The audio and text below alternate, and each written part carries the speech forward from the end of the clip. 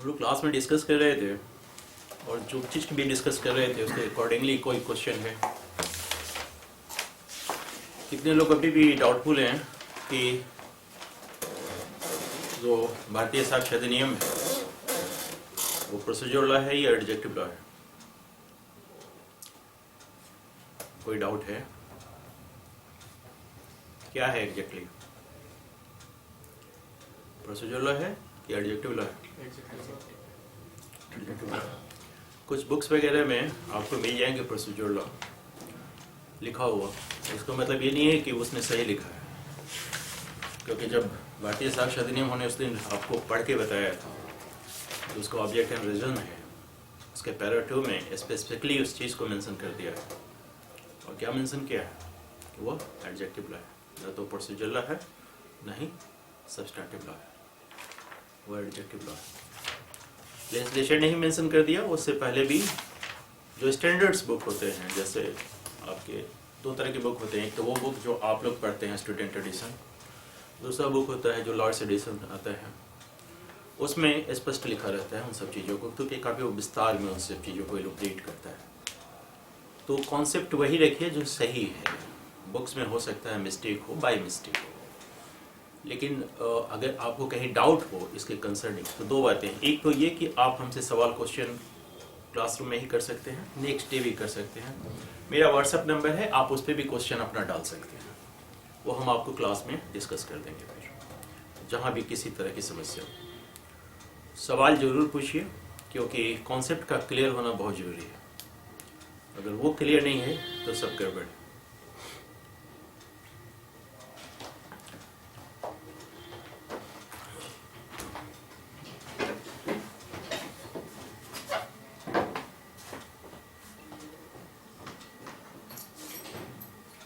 Section 1 में कहीं कोई डिफिकल्टी? आज हम लोग सेक्शन 2 देखेंगे। और सेक्शन 2 क्या है? Definition clause.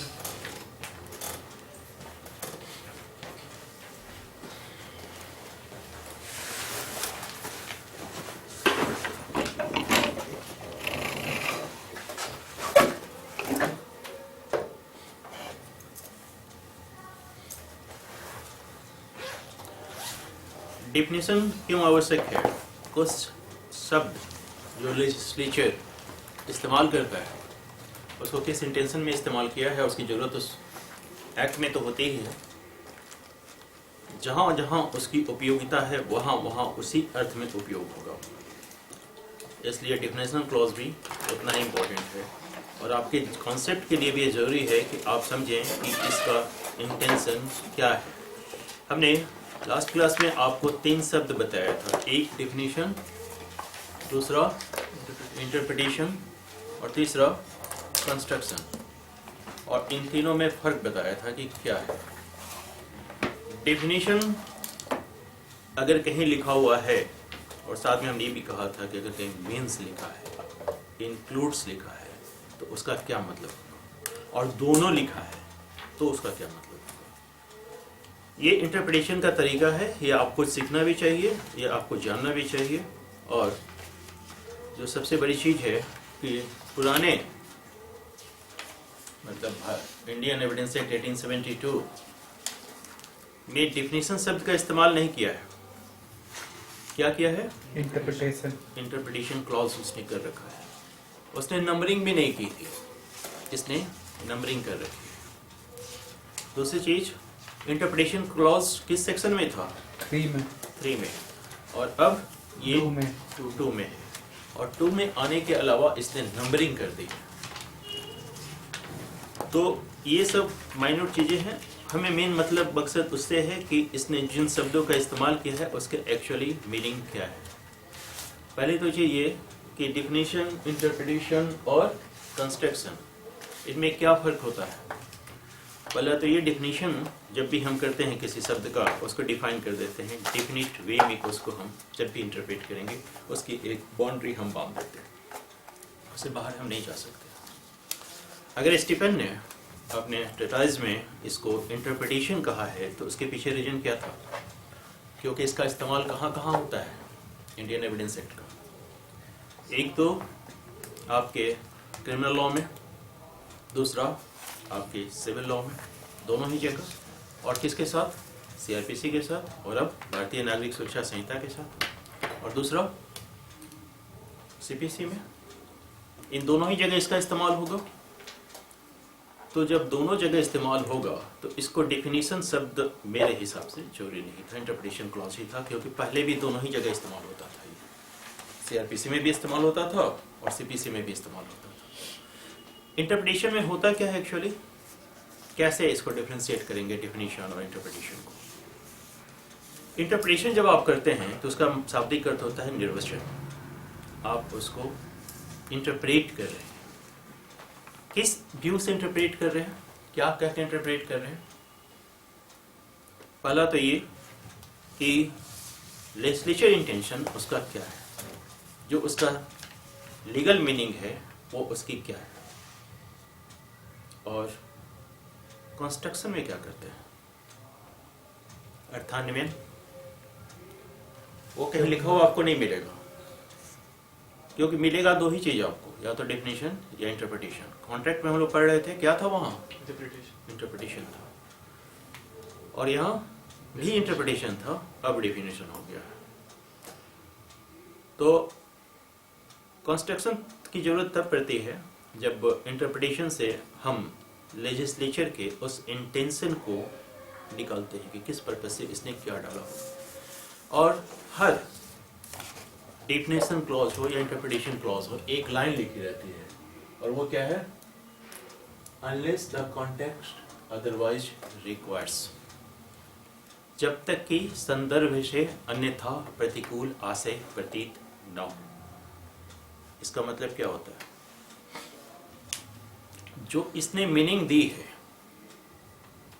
अगर किसी पर्टिकुलर एपिसोड में उसको लागू करने से वो एब्सर्ड हो जाता है, तो हम इसका सिंपल मीनिंग लेंगे, जो जनरल मीनिंग है उस मीनिंग पे काम करेंगे। हमने बताया था लास्ट क्लास में कि सेलर की परिभाषा क्या है? वन हु सेल्स और एग्रीज टू सेल्स। ये किस टेंस में था? प्रेजेंट टेंस में। इसका मतलब ये हुआ कि सेलर क्या हम तभी तक मानेंगे जब तक कि वो काम कर रहा है। हमने क्या कहा कि आज आपने कोई सामान उससे खरीदा तो आज तो वो सेलर है। कल कोई डिस्प्यूट हो गया और उसने भी अपना धंधा छोड़ दिया, तब तो आज की उस तारीख में वो सेलर नहीं रहा, क्योंकि वैसी स्थिति में वो तो पास्ट टेंस में कभी सेलर हुआ करता था। तो वैसे स्थिति में हम क्या करेंगे? अगर हम सेलर की इसी डिफिनेशन को लेंगे तो ये संदर्भ में क्या मतलब उस पर एग्जैक्ट इस्तेमाल हो पाएगा। तो ऐसी स्थिति में हम सेलर का जो जनरल मीनिंग है उसके अकॉर्डिंगली काम करेंगे। इसलिए जहाँ भी आप देखेंगे, जो भी डिफिनेशन क्लॉज हो, इंटरप्रिटेशन क्लॉज हो, उन सभी जगहों में आपको ये शब्द हर जगह मिल जाएगा। क्या? Unless the context otherwise requires. जब तक कि संदर्भ से अन्यथा तत्प्रतिकूल आशय प्रतीत होना हो। ठीक है। दूसरे इसने क्या किया है गड़बड़, कि जो चीजें थी पुराने इनैक्टमेंट्स में, उसमें नंबरिंग तो था नहीं, कोई इशू नहीं था, लेकिन कुछ चीजें जो रेलेवेंट थी उनको एक साथ रखा था। जैसे उसने एक ग्रुप बना रखी थी, may presume, shall presume, conclusive proof, इन सब चीजों का इसने इसको उठापटक कर दिया। उठापटक कर दिया मतलब क्या किया इसने?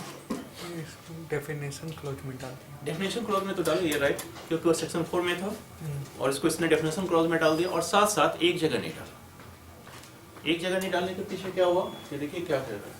अभी अगर कोड देख रहे हैं आप, तो उसके बाद कंक्लूसिव दिख रहा है, उसके बाद प्रूफ कहाँ मतलब हमें समझ नहीं आया कि जिसकी रिलेवेंसी एक साथ थी उनको एक जगह रखना चाहिए था। फैक्ट, उसके बाद देखिए फैक्ट इनसो, ये तो ठीक है। कंक्लूसिव प्रूफ के बाद उसने मे प्रेज्यूम कहाँ रखा है? एच में।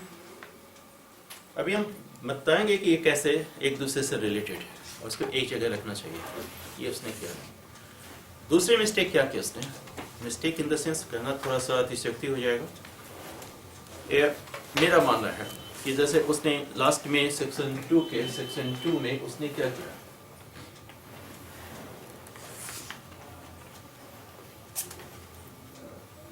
क्या लिखता है, word and expressions used herein and not defined but defined in the IT act, भारतीय नागरिक सुरक्षा संहिता, भारतीय न्याय संहिता, इन 3 चीजों का नाम लिया उसने, किसका नाम छोड़ दिया, सीपीसी। क्या एविडेंस एक्ट सीपीसी पे लागू नहीं होगी? अगर वो ये चीज भी यहाँ जोड़ देता तो वहां से भी जो चीजें आएंगी इन फ्यूचर जब आप पढ़ेंगे आगे के सेक्शंस में कि क्या है कुछ चीजें, तो उसको यहाँ से समझना आसान हो जाएगा। अगर जजमेंट डेटर की बात करें, डिक्री होल्डर की बात करें, ये सब चीजें तो वहाँ परिभाषित हैं। और एक फायदा क्या हो जाता कि जो इंडिया की डिफिनेशन इसने हटाई थी, इसने हटा दिया, इंडिया की डिफिनेशन नहीं हटा दिया इसने, ये हटाना उचित था क्योंकि हमने कहा है कि सेक्शन 1 जिस वक्त हम लोग देख रहे थे बहुत एब्सर्डिटी आ गई है, पता नहीं चलता है कि इसका टेरिटोरियल जुरिसडिक्शन कहाँ पे है, ये कहाँ लागू होगा। तो अगर ये सीपीसी जोड़ता तो 2 बातें होती, उसके सेक्शन 27B में इंडिया डिफाइंड है, तो वहां से इंडिया हम ले लेते, हमारा काम हो जाता। हालांकि वो भी डिफेक्टिव डिफिनेशन है क्योंकि उस वक्त के डिफिनेशन में जम्मू एंड कश्मीर को अलग कर रखा, और अगर इसने डिफाइन किया ही था तो इंडिया का डिफिनेशन दे देना चाहिए था, और वो बहुत आसान था। एक तो कॉन्स्टिट्यूशन से उठा लेता हूँ, इंडिया का डिफिनेशन में क्या करते हैं, टेरिटरी ऑफ इंडिया, जो इंडियन टेरिटरी का टेरिटरी है उसका, और वो चीज़ें जो एक्वायर की जाए इन फ्यूचर में, वो सब इंडिया के डिफिनेशन में। और हमने ये भी देखा है कि एम्बेसी जो है वो भी हमारा उसी जगह इंडियन के डिफिनेशन में ही आता है। ये सब चीज़ें उससे थोड़ी सी हमारे हिसाब से हड़बड़ी हो गई, ये चीज़ें नहीं करनी चाहिए थी। खैर ये हमारा पर्पस नहीं है, इसने जब कर दिया तो आपके लिए क्या ड्यूटी बन गई, फॉलो करना। और कब से, जब से सर इन्फोर्समेंट हो जाए, जब से एनफोर्समेंट हो जाए। एसेंट मिल चुका है, डेट ऑफ कमेंसमेंट या एनफोर्समेंट बाकी है। जिस दिन भी गजट नोटिफिकेशन से आ जाएगा उस दिन से इन्फोर्स हो जाएगा। उसका सबसे बड़ा फायदा क्या होगा, फिर एक ही याद करना पड़ेगा। नहीं वो तो ठीक है, बाकी जो केसेस चल रहे हैं प्रीवियसली उस पर तो इंडियन एविडेंस एक्ट 1872 ही लागू होगा, वो तो अभी भी चलेगा। तो जो लोग भी प्रैक्टिशनर हैं उनको दोनों ही चीज़ों को देखना होगा। हालांकि कोई बहुत फर्क नहीं आया है, आप देखिएगा शब्दों के माध्यम से, तो हम लोग आगे भी डिस्कस करेंगे। कुछ चीज़ों को ऐड था तो वो ऐड उसने इंजर्सन करके ABCD करके भी पुराने एक्ट में कर रखा। इसने क्या किया, उन सभी ABCD को सीक्वेंस में डाल दिया। खैर आइए पढ़ते हैं। कोर्ट को हम लोग डिफाइन कर चुके थे लास्ट क्लास में। कोर्ट किसको कहते हैं, देखिए कोर्ट की डिफिनेशन यहाँ क्या कह रही है, कोर्ट इंक्लूड्स, ये किस तरह का डिफिनेशन है, इंक्लूसिव डिफिनेशन है। इसका मतलब क्या हुआ, कोर्ट यही नहीं है, इसके अलावा भी कोर्ट होंगे, क्योंकि इंक्लूड्स जहाँ लिखेगा वहाँ का मतलब क्या है, ये भी इसमें जो शामिल है, इसके अलावा भी एक्सटेंसिव, इसका एक्सटेंशन मिल सकता है। यानी इसमें क्या क्या शामिल है, ऑल जजेज एंड मजिस्ट्रेट्स, ये सब के सब जजेस मजिस्ट्रेट कौन कौन है वो लोग हम लोग डिस्कस कर चुके हैं। किसको इंटरेस्ट छोड़ दिया, आर्बिट्रेटर को, ये ना, एक्सेप्ट आर्बिट्रेटर, यानी आर्बिट्रेटर कोर्ट नहीं है। यहां तक क्लियर है। और क्या इसने कहा, legally authorised to take evidence. ये जो एविडेंस लेने के लिए वैध रूप से प्राधिकृत है, legally authorised to take evidence. Judicial proceedings की परिभाषा क्या कहती थी, taking evidence on out taken evidence और नोट, मतलब वो सभी कार्रवाइयाँ जिसमें साक्ष्य वैध रूप से शपथ पे लिया जा सकता है, वो सब के सब क्या है? Judicial proceedings. हमें एक बात बताइए, 164 पुराना CRPC और अभी भारतीय नागरिक सुरक्षा संहिता का सेक्शन 183 दोनों सेम, जब उसके तहत किसकी बात कर रहे हैं? क्या होता है 164 में? सर मजिस्ट्रेट के पास ये CRPC CRPC 164, यस इसके इक्विवेलेंट क्या हुआ? भारतीय नागरिक सुरक्षा संहिता 183 183। इसमें क्या किया जाता है?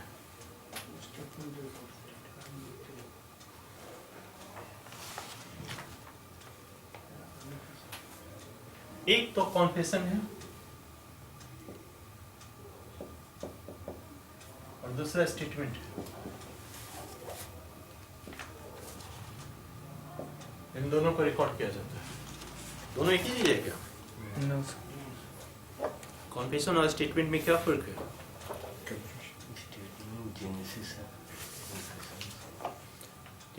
तो अलग बात है। कॉन्फेशन जब कोई व्यक्ति अगर आम भाषा में बात करें, अपने अपराध की स्वीकृति करता है, यानी वो गिल्ट अपने आप ही स्वीकार कर रहा है, वो कॉन्फेशन है। कॉन्फेशन डिफाइन कहाँ है? 24 कहीं डिफाइन नहीं है। अभी आपने कहा ना एडमिशन का जेनेसिस, तो डिफाइन कहाँ है? वो तो पकला नारायण स्वामी में उसने डिफाइन किया था, डेफिनेशन नहीं है उसकी। कहाँ डिफाइन किया? हम बताएंगे जिस बात इसकी पकला नारायण स्वामी। अब आप एक बात बताइए, ये कहाँ होता है? Before magistrate.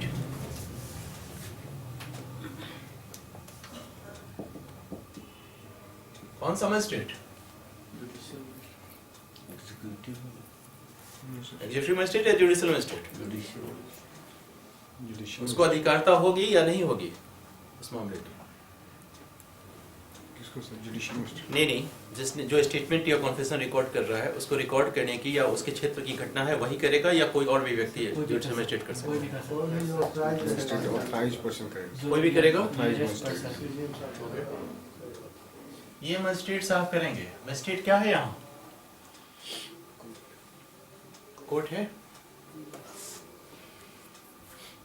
ये कोर्ट है।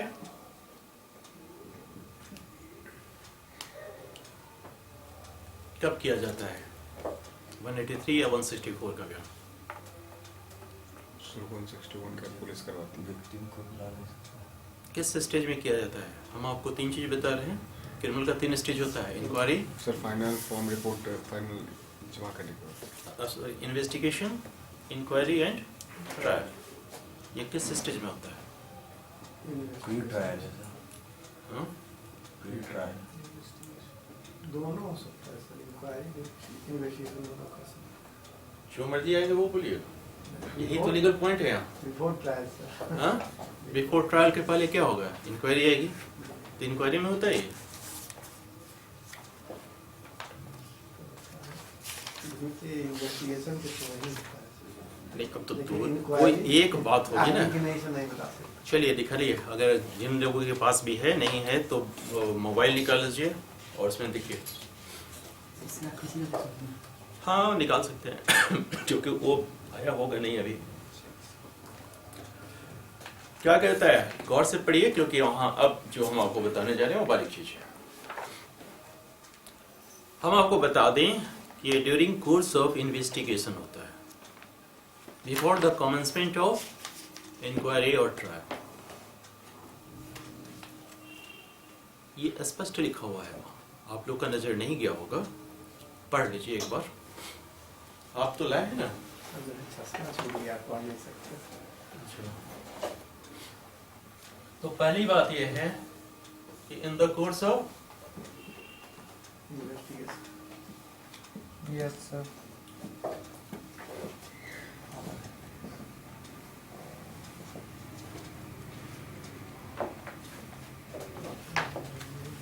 और before the Commencement of the inquiry or trial. Commencement of the inquiry or trial.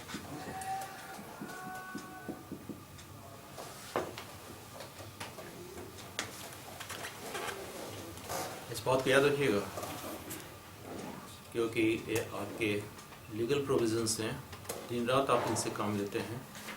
वाला इन्वेस्टिगेशन जानते इंक्वायरी का हम नहीं जानते। आज जान लीजिए, कोई बात नहीं। तो जब ये इन्वेस्टिगेशन के स्टेज में है, तो इन्वेस्टिगेशन कौन करता है? पुलिस पुलिस या एजेंसी कोई भी अन्य व्यक्ति जो मजिस्ट्रेट न हो। साफ लिखा होगा पर्पस। पर्पस क्या है? ट्रायल वही करेगा, वही नहीं, पर्पस ये है कि हम साक्ष्य की तलाश करें, कलेक्शन ऑफ एविडेंस, ये पर्पस है उसका। इन्वेस्टिगेशन का पर्पस क्या है? कि कलेक्शन ऑफ एविडेंस हो। तो ये किस स्टेज में है? 164 का बयान। इन्वेस्टिगेशन करता कौन है? मजिस्ट्रेट, हाँ, इन्वेस्टिगेशन कौन करता है? पुलिस।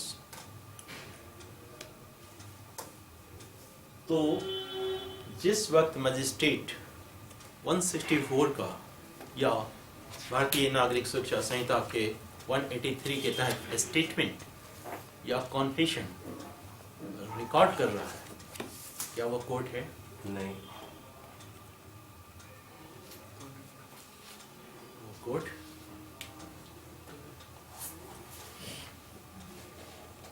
नहीं है। पहले समझ लीजिए इसको। जब वो कॉन्फेशन रिकॉर्ड कर रहा है, कोर्ट नहीं है। थोड़ा सा मजिस्ट्रेट जी, यही इसलिए तो समझा रहे हैं।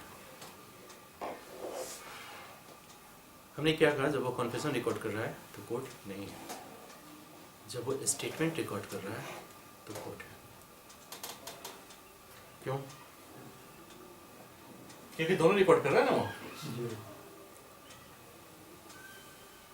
जब स्टेटमेंट रिकॉर्ड करता है तो ये कोर्ट है। क्यों? बाइंडिंग फोर्स होगा। तब सर कन्फेशन जब होगा तो जिसका जुडिक्शन है उसी कोर्ट में फिर होगा। नहीं, सर लिखा हुआ है क्या? अभी किसी ने पढ़ा नहीं क्या? जिसने भी खोला एक बार पढ़ लीजिए तो। हमेशा दूसरा मजिस्ट्रेट होता है। खोले?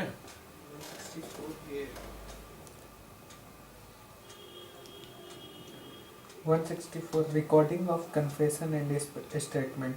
Any magistrate of the district in which the information about commission of any offence has been registered may, whether or not he has jurisdiction in the case, whether or not, चाहे उसे उस मामले की क्षेत्राधिकारता हो या ना हो, record any confession or statement made to him in the course of an investigation under this chapter or under any other law for the time being in force or at time afterward but before the commencement of inquiry or trial. But साफ लिखा है।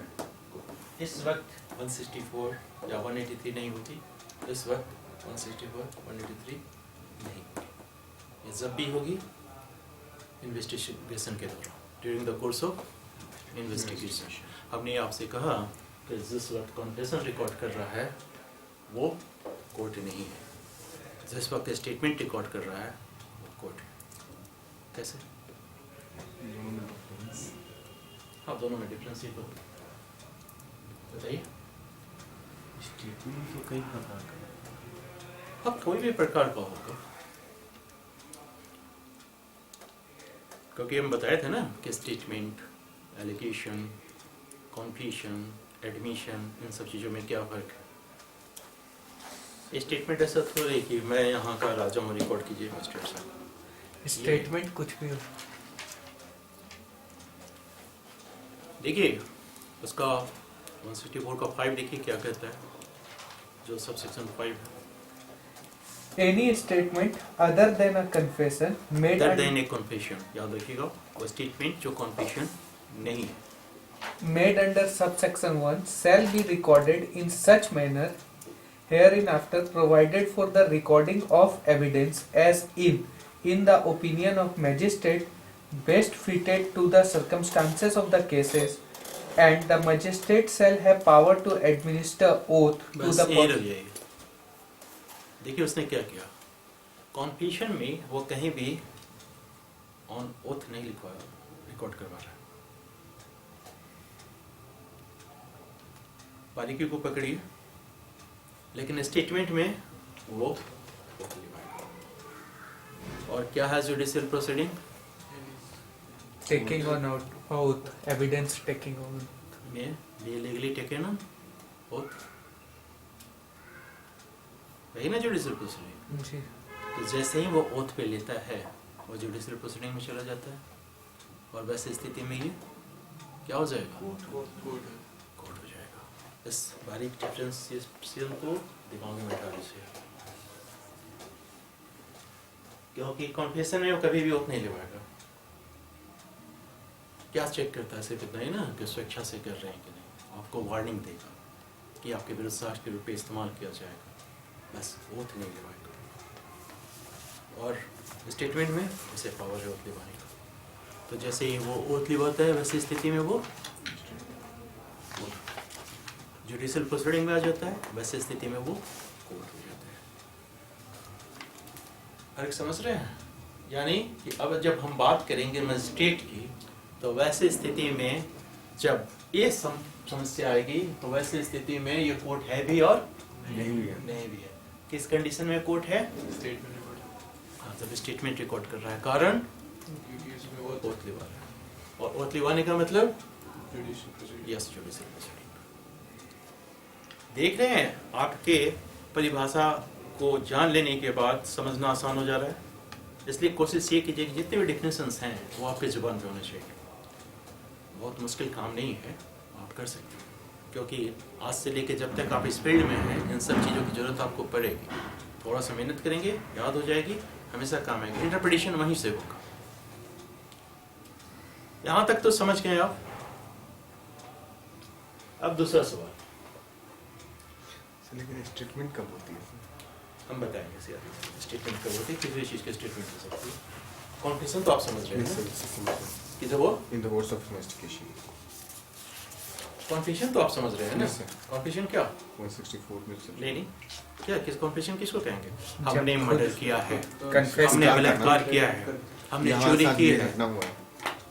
जो व्यक्ति खुद ही इस चीज को admit कर ले रहा है ठीक है। कि वो हमने ऑफेंस किया है, वो confession.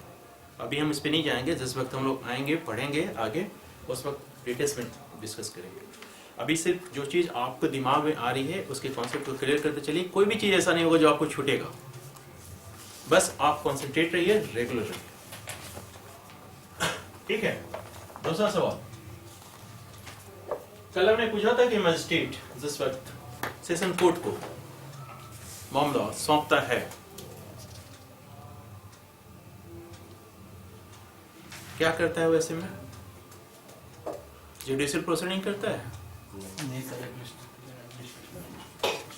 Judicial proceeding, non judicial proceeding करता है, तो वो कोर्ट है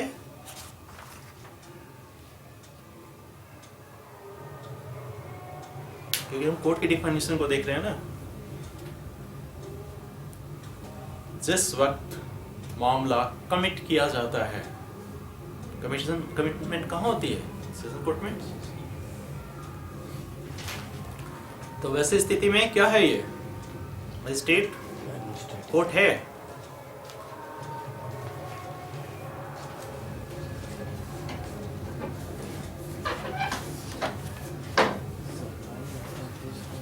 क्या है? हमारे समझ तो कोर्ट है सर। आपकी समझ से कोर्ट है, कारण बताइए। कोई इशू नहीं है, क्यों कोर्ट है? सप्लाईज ऑफ कॉपीज कर रहे थे कोर्ट वाले।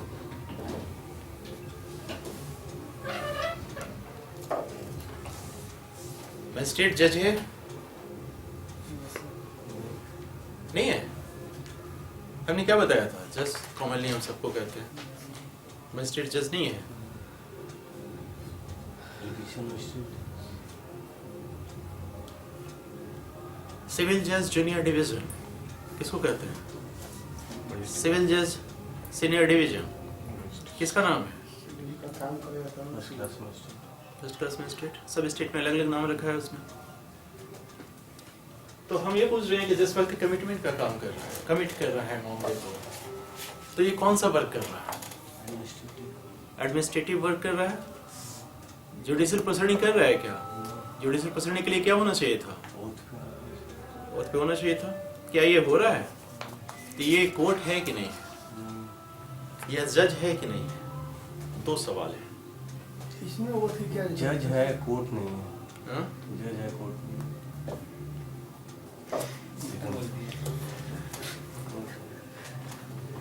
इस कंफ्यूजन को दूर कर लीजिए। कोर्ट है, जज नहीं है।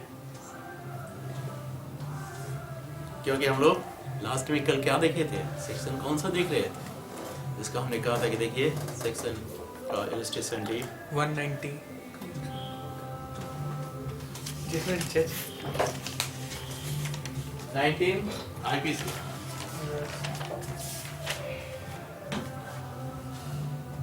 उसमें इलस्ट्रेशन डी क्या कहता है? आईपीसी जिनके पास भी हो फिर से एक बार देख लीजिए। जब वो कमिट करता है तो वैसी स्थिति में वो जज नहीं, कोर्ट तो है। तो सर यहाँ पे कन्फेशन का क्या था? कन्फेशन का क्या कि जब वो एडमिनिस्ट्रेटिव पावर करता है तो कन्फेशन। कन्फ्यूजन लगी सो यहाँ हम कमिटमेंट की बात कर रहे हैं, कन्फ्यूजन की नहीं बात कर रहे। कमिटमेंट समझते हैं? जो मामला उसके ट्रायल नहीं होता है, जैसे सेशन कोर्ट में कोई मामला है जिसको सेशन कोर्ट ट्रायल करेगा, मामला सीजीएम के पास है, वो किसी को सुपुर्द किया, बाद में पता चला कि ये मामला exclusively trial by session court, तो ऐसी स्थिति में वो मामले को सेशन कोर्ट को भेजता है। इसको कमिटमेंट कहते हैं, इसको सुपुर्दगी कहते हैं। इस मामले को अब सेशन कोर्ट में वो भेज रहा है। ठीक है।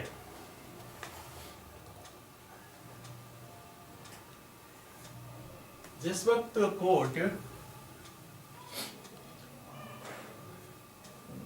कॉन्टेम्प्ट ऑफ कोर्ट का काम कर रहा है,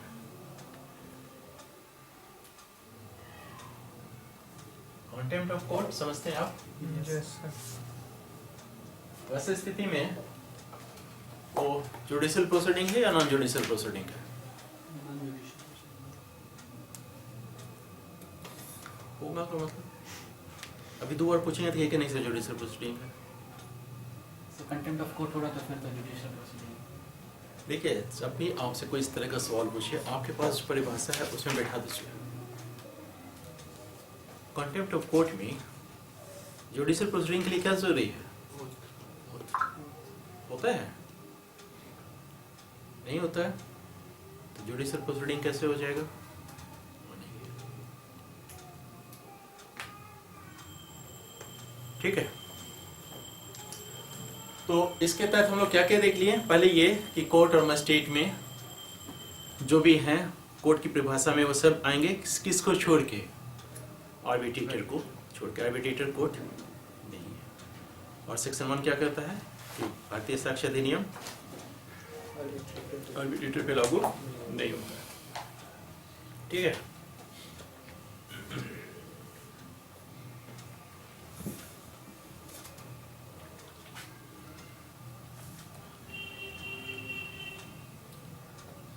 उन दोनों डेफिनेशंस में कोई खास फर्क नहीं है। भारतीय न्याय संहिता में भी कोर्ट की परिभाषा दी गई है और वो क्या है?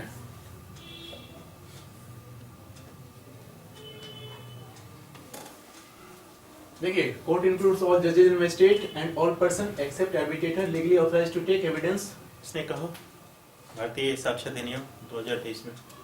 पुराने वाले में क्या था? कोर्ट इंक्लूड्स ऑल जजेस and magistrate and all person except arbitrator legally authorised to take evidence. बात समाप्त हो गई। इक्वल ही है, कोई फर्क नहीं है। फर्क में क्या हुआ? उसने नंबरिंग कर दिया, उसमें पहले बिना नंबर के था। आइए एक चीज और समझ लीजिए।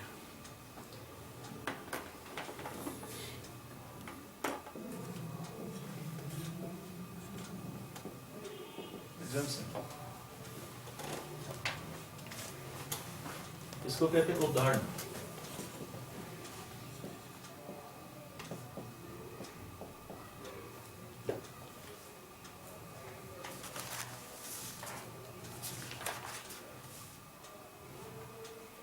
और एक होता है लीगल फिक्शन।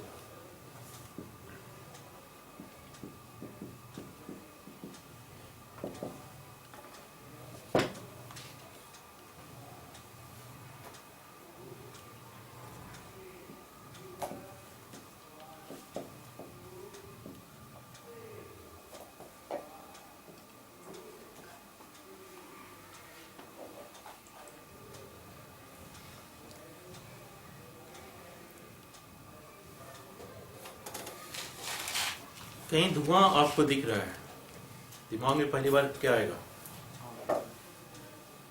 आग लगी है। क्यों? आग लगने से आग लगने से धुआं निकलता है। ज़्यादा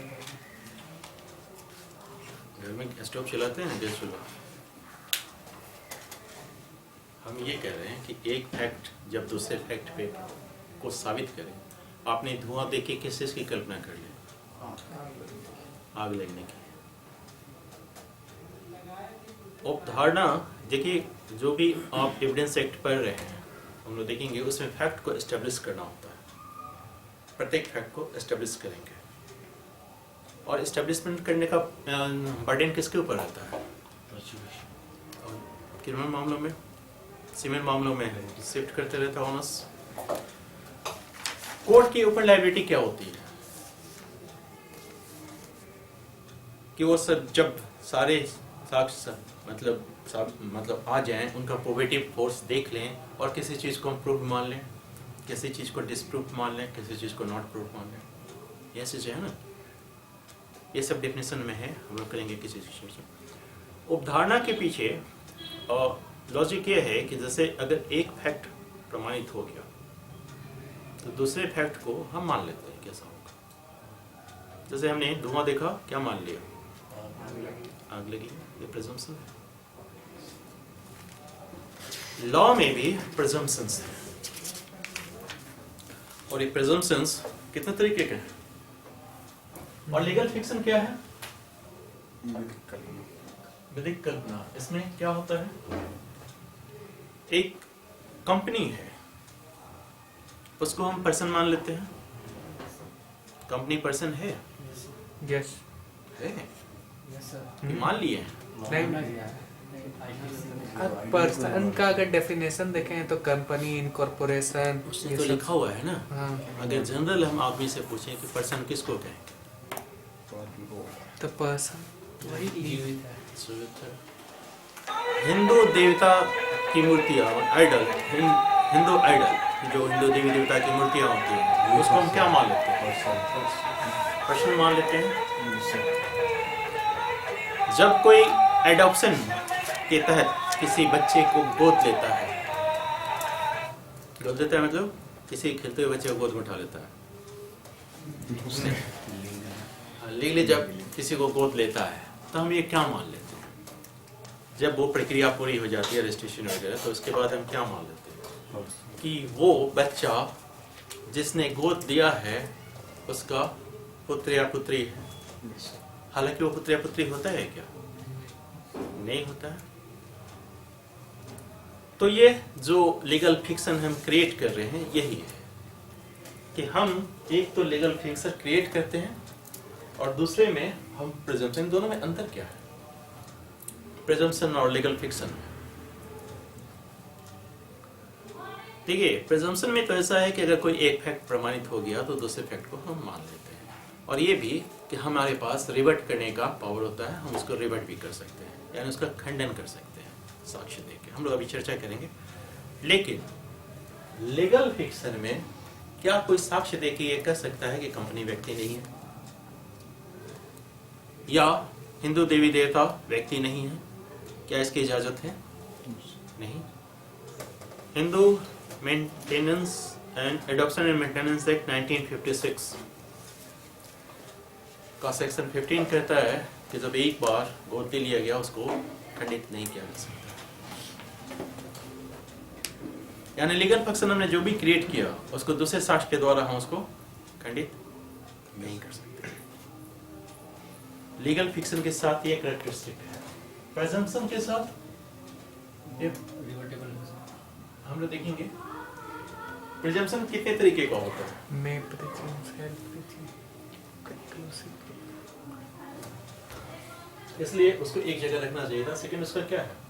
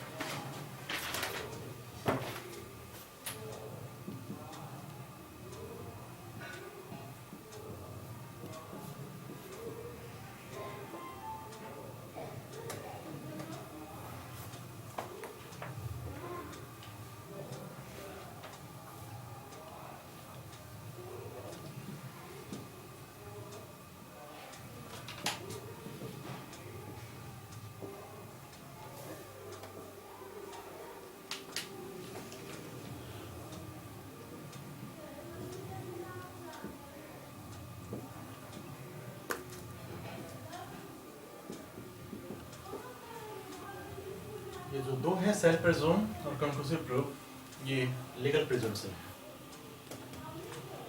प्रिजम्पशन ऑफ लॉ है। और मे प्रिज्यूम प्रिजम्पशन ऑफ फैक्ट है।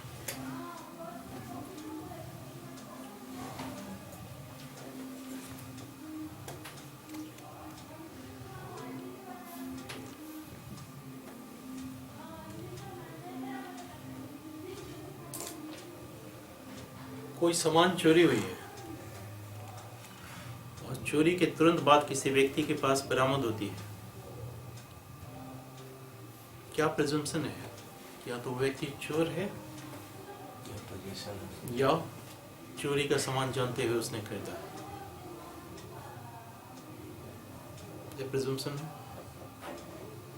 दिन के बाद रात होगी, ये प्रिजम्पशन है। रात के बाद दिन है, यानी दिन है तो नेक्स्ट प्रिजम्पशन क्या होगा? अब क्या होगी? रात होगी।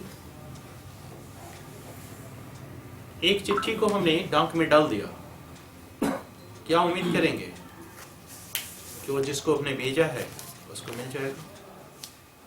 डाक में डालना एक फैक्ट है। हमने एक फैक्ट को सॉल्व जैसे ही किया, दूसरा फैक्ट क्या हुआ? उसको मिल जानी चाहिए, मिल नहीं भी सकती है। देखिए, प्रिजम्पशन ऑफ फैक्ट जो होता है ये हमेशा रिवर्टेबल होता है, इसका खंडन किया जा सकता है।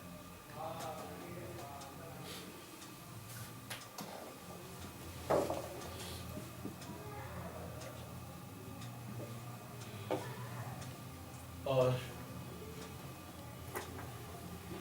प्रिजम्पशन ऑफ लॉ, ये दो चीजें हैं। सारे प्रिज्यूम रिवर्टेबल है,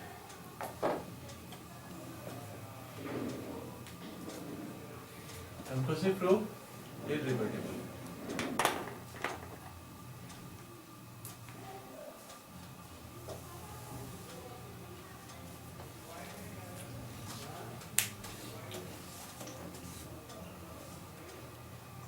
क्या फर्क है दोनों में? सेल्फ प्रिज्यूम, मे प्रिज्यूम, कंक्लूसिव प्रूफ। ये डिफिनेशन में है आपके, आपको समझना होगा।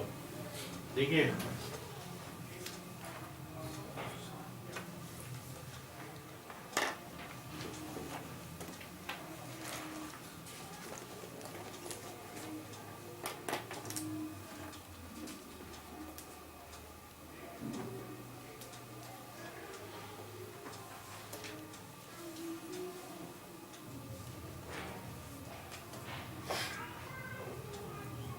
क्या लिखा हुआ है मे प्रिज्यूम की परिभाषा?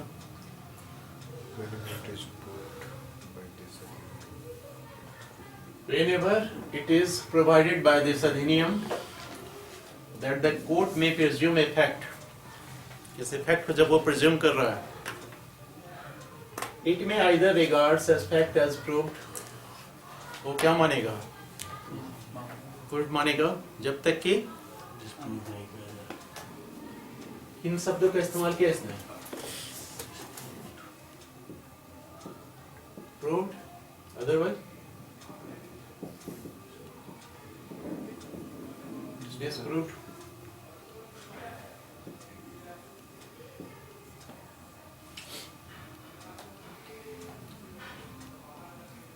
क्या इसमें रिवर्टेबल की गुंजाइश है? इसको रिवर्ट कर सकते हैं ना एविडेंस देके?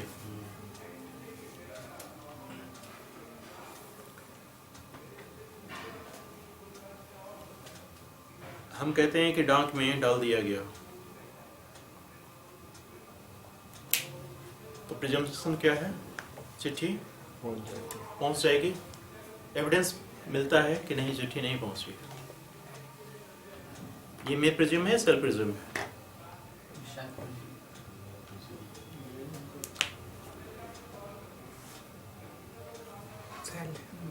ये फैक्ट है ना कि हमने डाला चिट्ठी, वहां मिल जानी चाहिए, नहीं मिला, ये प्रिजम्पशन ऑफ फैक्ट है। मे प्रिज्यूम हमेशा रिवर्टेबल होता है। आपके लिए जानने की जरूरत यही है कि मे प्रिज्यूम हमेशा रिवर्टेबल होगा। प्रिजम्पशन है, फायदा क्या होता है प्रिजम्पशन का? कोर्ट क्यों प्रिज्यूम करता है? टाइम की खपत होती क्योंकि एक तो प्रिजम्पशन ऑफ फैक्ट है और दूसरा प्रिजम्पशन ऑफ लॉ है। लॉ, प्रिजम्पशन ऑफ लॉ का मतलब कहीं कोई प्रोविजन है जो इस तरह की व्यवस्था करता है।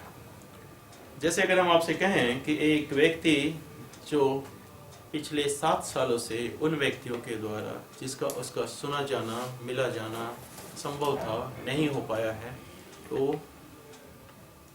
लॉ में एक क्या प्रिजम्पशन है कि वो व्यक्ति मर गया।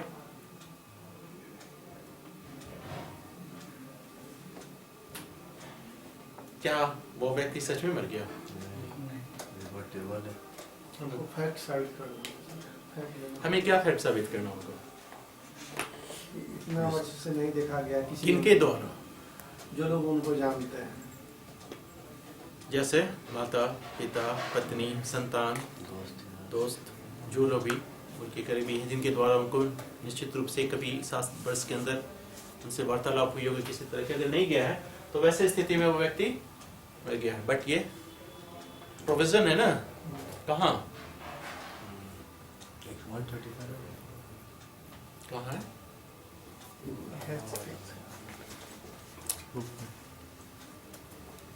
कल ही लास्ट क्लास में डिस्कस किया सर 150 139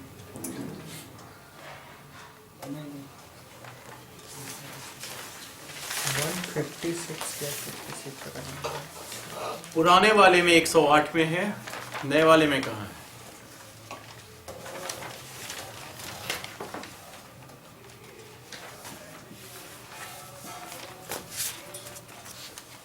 एक 111 देखिए क्या है।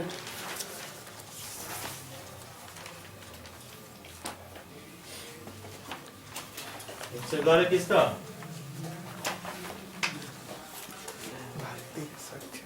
भारतीय साक्ष्य अधिनियम 2023 का। हम क्यों बोलते हैं कि आप बेयर एक्ट अपने पास रखिए?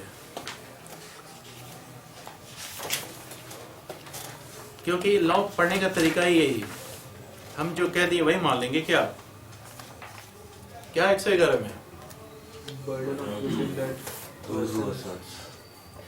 पूरा क्या है? who has not been heard of for 7 years. क्या मान लिया जाएगा? आप ये बताइए, जब हमने प्रोविजन दे दिया 111 में, तो क्या कोर्ट इसको मानने के लिए बाध्य है या नहीं है? नहीं है। कोर्ट लीगल प्रोविजन को मानने के लिए बात नहीं है। नहीं, अगर प्रूफ किए तो बात प्रिजम्पशन की बात कर रहे हैं। कोर्ट इस प्रिजम्पशन को मानने के लिए बाध्य है कि नहीं है? क्यों?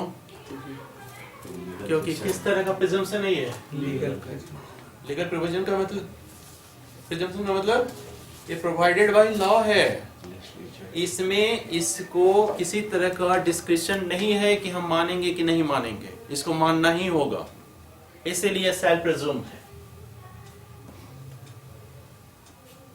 सेल्फ प्रिज्यूम में कोर्ट के पास डिस्क्रिप्शन नहीं रहता है कि वो माने या ना माने, उसको मानना ही है।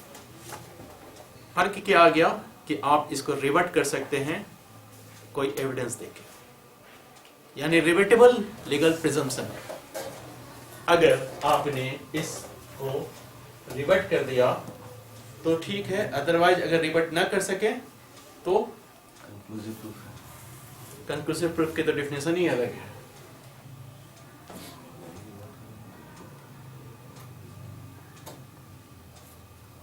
ठीक है, सेल्फ प्रिज्यूम क्या लिखता है? Whenever it is directed by this अधिनियम that the court shall presume a fact, it shall regard such a fact as proved unless and until it is disproved. कुछ चीजें दिखी हैं आपको? ये सेल्फ प्रिज्यूम करता है, इसका मतलब ये मैंडेटरी है कोर्ट के ऊपर कि इस फैक्ट को वो मानेगा। कारण क्या है इसके मानने के पीछे? कि ये गाइडेड बाय लीगल प्रोविजन है, इसमें उसने व्यवस्था कर रखी है, तो इसलिए आपको मानना ही मानना है। दूसरा चीज कंक्लूसिव प्रूफ, ये कहाँ डिफाइंड है? अब आपके लिए समस्या हो जाएगी, क्योंकि अब आपको नंबरिंग याद करना पड़ेगा। हमने 2A में देखा था कोर्ट कंक्लूसिव प्रूफ, 2-1 का भी 2-1 का B। क्या कह रहा है देखिए, और ध्यान से देखिए क्या शब्द इस्तेमाल किया इसने, मीन्स। ये इंक्लूसिव डेफिनेशन नहीं, इसका मतलब ये एग्जॉस्टिव हो गया, अब इसमें कोई गुंजाइश नहीं है। Conclusive proof means when one fact is declared by this अधिनियम to be conclusive proof of another, the court shall, on proof of the one fact, regard the other as proved and shall not allow evidence to be given for the purpose of disproving it. कुछ बात समझे? याद कीजिए, एक 7 साल का बच्चा, 7 साल से कम का शिशु मर्डर करता है, आपको क्या प्रूव करना है? छोटा है अगर आपने इस फैक्ट को प्रूव कर दिया केस का। तो ऐसी स्थिति में क्या माना जाएगा? कंक्लूजन क्यों कंक्लूसिव माना जाएगा? क्योंकि अब एक बार 7 साल से नीचे हो गया तो आप कोई एविडेंस दे के आप उसको ही नहीं प्रूव कर सकते। ऐसा थोड़ी, ये तो कंक्लूसिव प्रूफ की बात कर रहे हैं। क्यों 7 साल से कम के शिशु को हम मानते हैं? लीगल क्योंकि लीगल प्रोविजन है कहाँ? आईपीसी सेक्शन 82 में डॉली इन कैपेक्स। हाँ जी, टोलिंग गैप्स का क्या मतलब है? उसमें साफ साफ लिखा हुआ है nothing is an offence which is committed below the age of 7। क्यों? लॉ ये मानता है डेवलप नहीं, क्योंकि वहाँ मेंसरिया का अभाव है, आपराधिक आशय नहीं क्रिएट हो पाता है 7 साल में, ऐसा लॉ मानता है। सेक्शन 82 अब नहीं बोलेगा, सेक्शन कितना बोलेगा? 20 ऑफ भारतीय न्याय संहिता। अब देखिए, जो चेंज हो रहा है उसके साथ तो आपको ही बदलना ही पड़ेगा।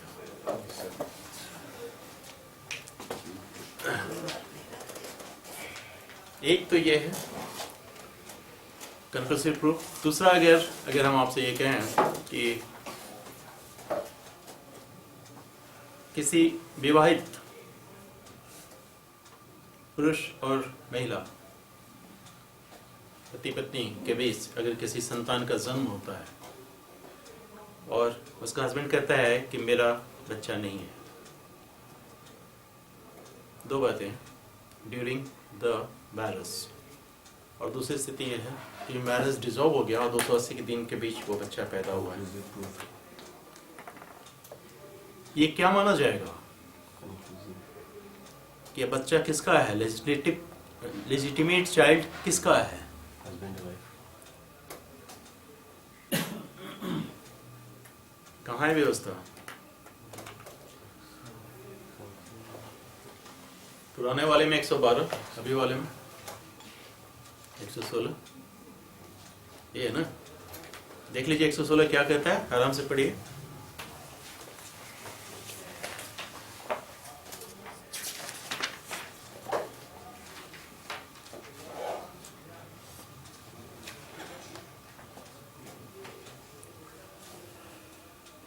क्या कह रहा है वो?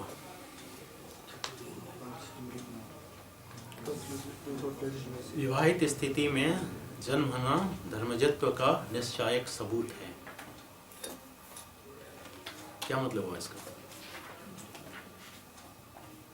ड्यूरिंग द मैरिज, अगर किसी का बर्थ होता है या after dissolution of marriage between कितना 280 दिनों के भीतर, तो वह किस चीज का कंक्लूसिव प्रूफ है कि वह चाइल्ड लेजिटिमेट है? किसका? हमने दोनों बात कही। और मान लीजिए एक्स और वाई के बीच शादी है, और इसको समझ लीजिए, एक्स हस्बैंड है, वाई उसकी वाइफ है। बच्चा कब पैदा ले रहा है? ड्यूरिंग मैरिज पाला तो ये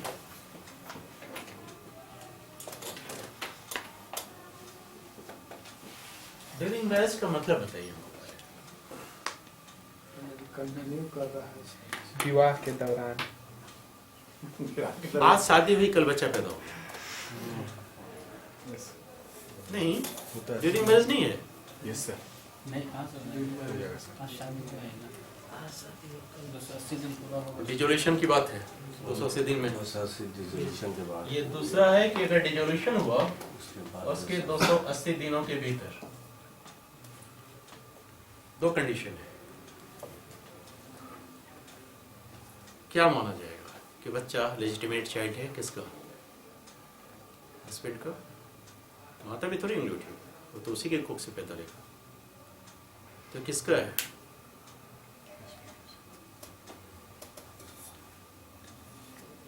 ये प्रेजम्पशन है सर, और कंक्लूसिव प्रूफ है। रिबट नहीं कर सकते। देखिए क्या परिभाषा दिया है, and shall not allow evidence to give in for the purpose of disproving it। आपको किसी भी साक्ष्य देने की इजाजत नहीं है इसको डिस्प्रूव करने के लिए।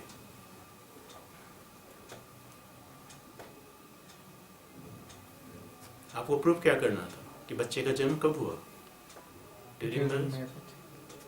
कल शादी की, आज बच्चा हो गया, कितना खुशी की बात है। खुशी बात है ना। होता ही है सर, होता ही है। हाँ होता है, तो इसीलिए तो अब आप क्या कहिएगा? क्योंकि जैसे लेजिटिमेट साबित हो गया, यह बच्चा आपकी प्रॉपर्टी में एंटाइटल हो गया हिस्सा लेने के लिए। आज शादी हुआ मतलब सही में। मतलब हो सकता है कि मतलब फेरे चल रहे हैं उसी वक्त भी हो जाए। सातवां फेरा हुआ नहीं, बच्चा पैदा हो गया। निकाह बोला कबूल है, बच्चा पैदा हो गया। तो क्या कहेगा? क्योंकि क्या जो लिखा हुआ है सब हम उसी की चर्चा कर रहे हैं। First condition during marriage, after dissolution 280 days. इस बीच में अगर बच्चा पैदा होता है, लेजिटिमेट चाइल्ड है वो। किसके लिए, किसके संदर्भ में? माता के कि पिता के? पिता के संदर्भ में लेजिटिमेट चाइल्ड है। तो आपके पास कोई ऑप्शन नहीं है क्या? देखिए उसके लास्ट लाइन को पढ़िए। Unless it can be shown that the parties to the marriage had no access to each other at any time when he could have been begotten। आज जिस वक्त गर्भधारित था, उस वक्त अगर आप ये प्रूव करते हैं कि आपकी उसके तक पहुंच नहीं थी, दूसरे कंट्री में, तो वैसे में मान लिया जाएगा, मतलब ये रिबट किया जा सकता है। कंक्लूसिव प्रूफ होने पर ये रिवर्टेबल है। तो ये सेल्फ प्रेज्यूम है या कंक्लूसिव प्रूफ है? शायद तो जाऊँ ये कंक्लूसिव प्रूफ है, क्योंकि इसमें ही व्यवस्था कर दिए हैं हम। आपके ऊपर बर्डन ऑफ प्रूफ क्या है कि आप क्या प्रूफ कीजिए। I will not ये assist. जिसने घर धारण किया था उसमें हमारा पहुंच वहाँ तक नहीं। चिट्ठी उठी तो आती जाती थी ना, उन पे बातचीत होता था ना। पहुंच का मतलब पहुंच का मतलब होता है फिजिकल पहुंच। अच्छा, विकी डोनर देखे हैं? नहीं देखे हैं। आजकल टेक्नोलॉजी हो गई है। क्या नया concept? Surrogate method, test tube baby. Test tube baby. तो वहाँ फोन चोरी है।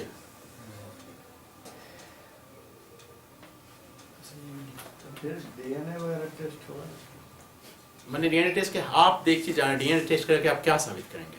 NDP वाली. हाँ नहीं अंडी मतलब साबित क्या करेंगे? ये क्या साबित कर रहा है? लेजिटिमेट चाइल्ड आपका है। आपको सिर्फ एक ही चीज प्रूव करनी होगी कि आपकी पहुंच उस वक्त नहीं है। बच्चा कितने दिनों में पैदा लेता है? आप क्या प्रूफ करेंगे? 9 महीना पहले हम उसके पास नहीं थे।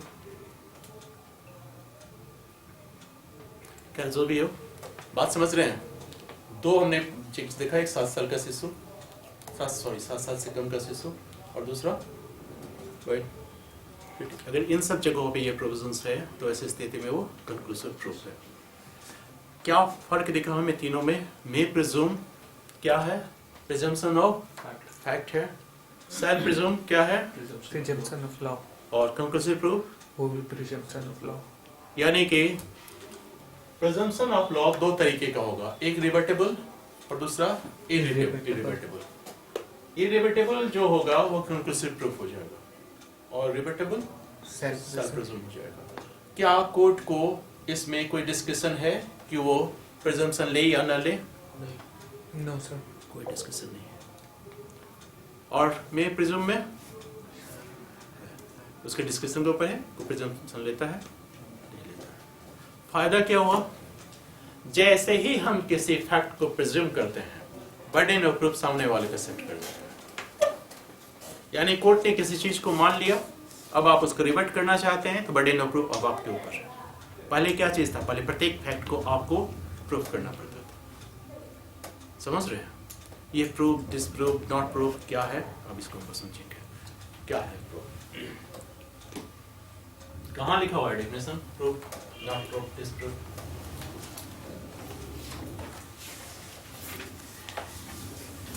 नंबर या I और J।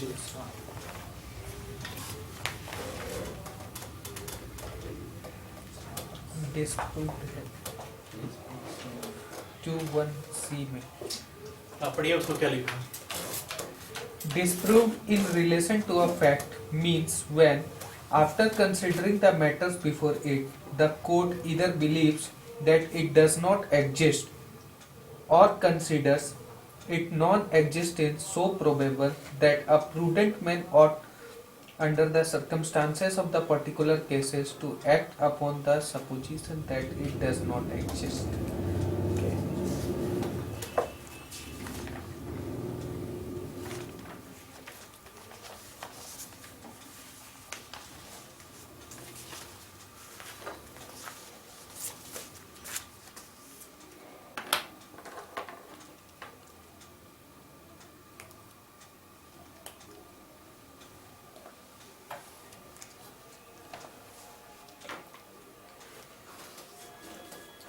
सर 21C में लिखा। डिसप्रूफ था ना? जी सर। प्रूफ हो गया। J। प्रूफ्ड को हिंदी में क्या लिखेंगे? साबित।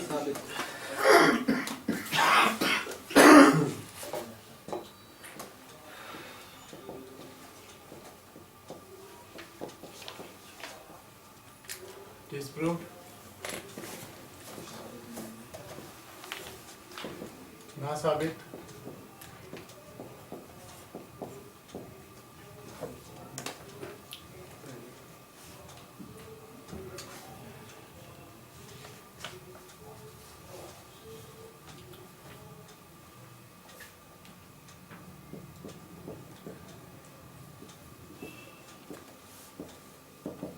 साबित नहीं हुआ।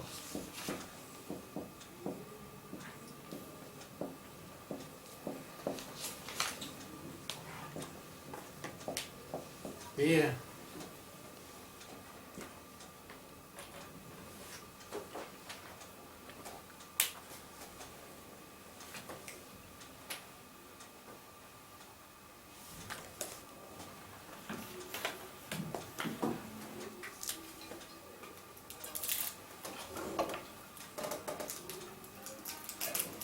कोर्ट में जब आप कोई चीज प्रूव कर देते हैं तो जजमेंट किसके पक्ष में आता है?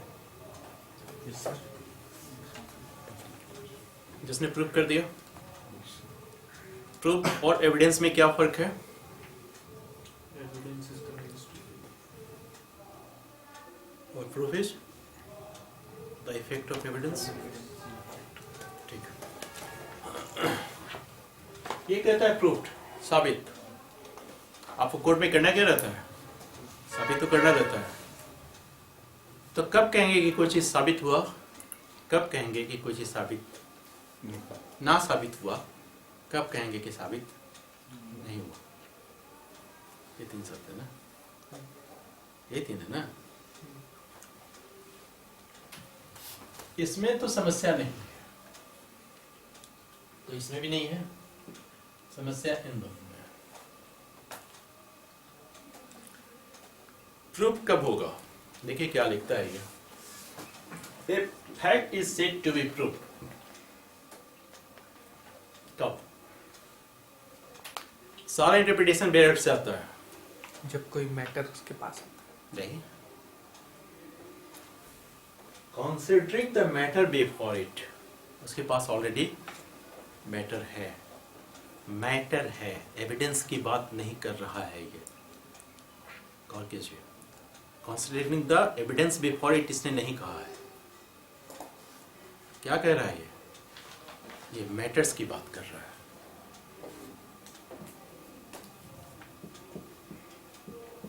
Matters before it.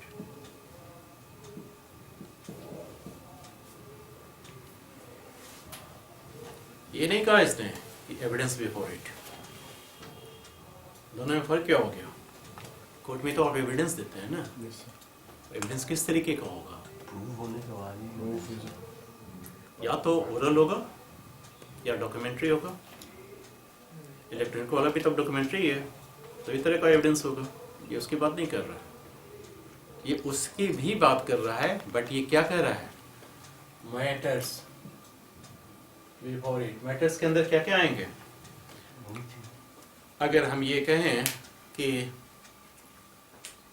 गन है, ये किस तरीके का एविडेंस है? चूंकि एविडेंस हमने बताया नहीं अभी आपको, उस पर लंबी क्लास चलेगी कि एविडेंस क्या है।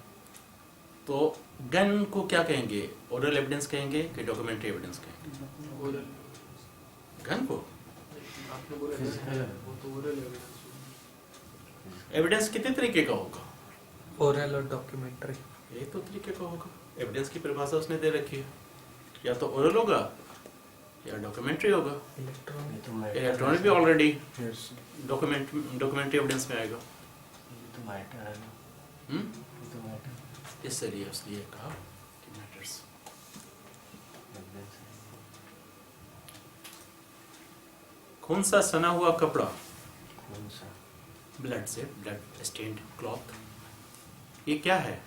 मैटर है? डॉक्यूमेंट है, प्रूफ ओरल एविडेंस है। क्या है? मैटर ये मैटर है। तो क्या कह रहा है ये कब प्रूफ मानेगा? जो मैटर्स है उसके पास, यानी ओरल एविडेंस, डॉक्यूमेंट्री एविडेंस और मटेरियल एविडेंस, जो भी उसके पास है। ऐसे उसने मैटर्स का जो कुछ भी उसके पास है उस पे विचार करने के पश्चात क्या कर रहा है? After considering the matter before it, the court either believes it to exist or considers its existence so probable. ये क्या कह रहा है कि probability है। probability मतलब संभावना है। कहीं कह रहा है कि बियॉन्ड एनी रीजनेबल डाउट। कब हम किसी चीज को प्रूव मानेंगे? जब वो कोर्ट अपने सामने समक्ष सभी सामग्रियों पर विचार करने के पश्चात इस निष्कर्ष पे पहुंचता है कि उस तथ्य का अस्तित्व है। किस तथ्य का? जो आप साबित करना चाह रहे हैं। साथ में उसने क्या, या वैसी परिस्थिति में सेकंड मैन क्या कहता है? That a prudent man ought, under the circumstances of the particular case, to act upon the supposition that it exists. वैसी परिस्थिति में कोई भी प्रज्ञावान व्यक्ति यह समझेगा कि उस तथ्य का अस्तित्व है। कोई प्रज्ञावान व्यक्ति, मैन ऑफ ऑर्डिनरी प्रूडेंस। किसकी बात करेंगे? आइंस्टाइन को बुलाएंगे? कौन है प्रज्ञावान व्यक्ति? नॉर्मल कोई भी नॉर्मल व्यक्ति जो जिस परिस्थिति में जो निष्कर्ष ले सकता था। जैसे अभी हमने आपसे पूछा आते थे कि अगर धुआं देखा तो आपने क्या सोचा? आगे पागल आदमी से पूछते तो क्या बोलता? सिगरेट पीता। आपको सिगरेट पी रहा। लेकिन अगर उसके कॉन्सेप्ट में ये भी है कि सिगरेट पी रहा है तो सिगरेट से भी धुआं निकलेगा, धुआं बगैर आग के नहीं निकलेगा। इसका मतलब पागल नहीं है ना? क्योंकि बगैर आग के तो धुआं होगा नहीं। तो प्रूडेंट व्यक्ति का मतलब यह होता है कि जो जनरल प्रूडेंस, जिसकी सामान्य प्रज्ञा है। सामान्य प्रज्ञा मतलब बहुत जीनियस नहीं, बहुत निम्न कोटि का नहीं, जो सामान्य व्यक्ति है, जो ऐसी परिस्थितियों में इस निष्कर्ष पे पहुंच सकता है कि उस तथ्य का अस्तित्व है, तो हम मान लेंगे कि वो तथ्य साबित हो गया। ट्रुथ की परिभाषा है। क्या कंडीशन होनी चाहिए? या तो कोर्ट खुद ही मान ले उसकी प्रोबेबिलिटी को देखते हुए, या फिर सामान्य प्रज्ञावान व्यक्ति वैसे ही परिस्थितियों में इसी निष्कर्ष पे पहुंचे। जज साहब क्या है? सामान्य प्रज्ञावान वाले व्यक्ति हैं कि जीनियस हैं? समान है। तो इसीलिए क्या हुआ बताइए? नहीं पूछिए। तो वैसी स्थिति में ये मान लिया जाएगा कि ये प्रूव्ड है। आप समझ रहे हैं? प्रूव होने के लिए क्या चीज की जरूरत है? ये सिर्फ प्रोबेबिलिटी की जरूरत है। और इसलिए हमने आपको बताया था कि सिविल मामलों में और क्रिमिनल मामलों में क्या बनता है? प्रिपोंडेंस ऑफ प्रोबेबिलिटी कहाँ लागू होगा? सिविल में। और beyond reasonable doubt. Reasonable doubt की बात कहा था हमने। हम ये नहीं कहा था कि beyond all doubts. Reasonable doubt मतलब जो भी रीजनेबल डाउट है, अगर वो उसके बियॉन्ड चला जाए तो वैसी स्थिति में। और गॉर्डन स्केल किस पे लागू होता है? उसमें सिविल में सर प्रिजम्पशन क्या था? उसी में लागू होता है ना? यस। क्रिमिनल मामलों में नहीं लागू होता है ना? ठीक। अब डिस्प्रूव्ड को देख लीजिए। इसको क्यों चिपका दिया? मतलब ये सब चीजें कनेक्टेड थी, एक साथ आगे पीछे रखना चाहिए था।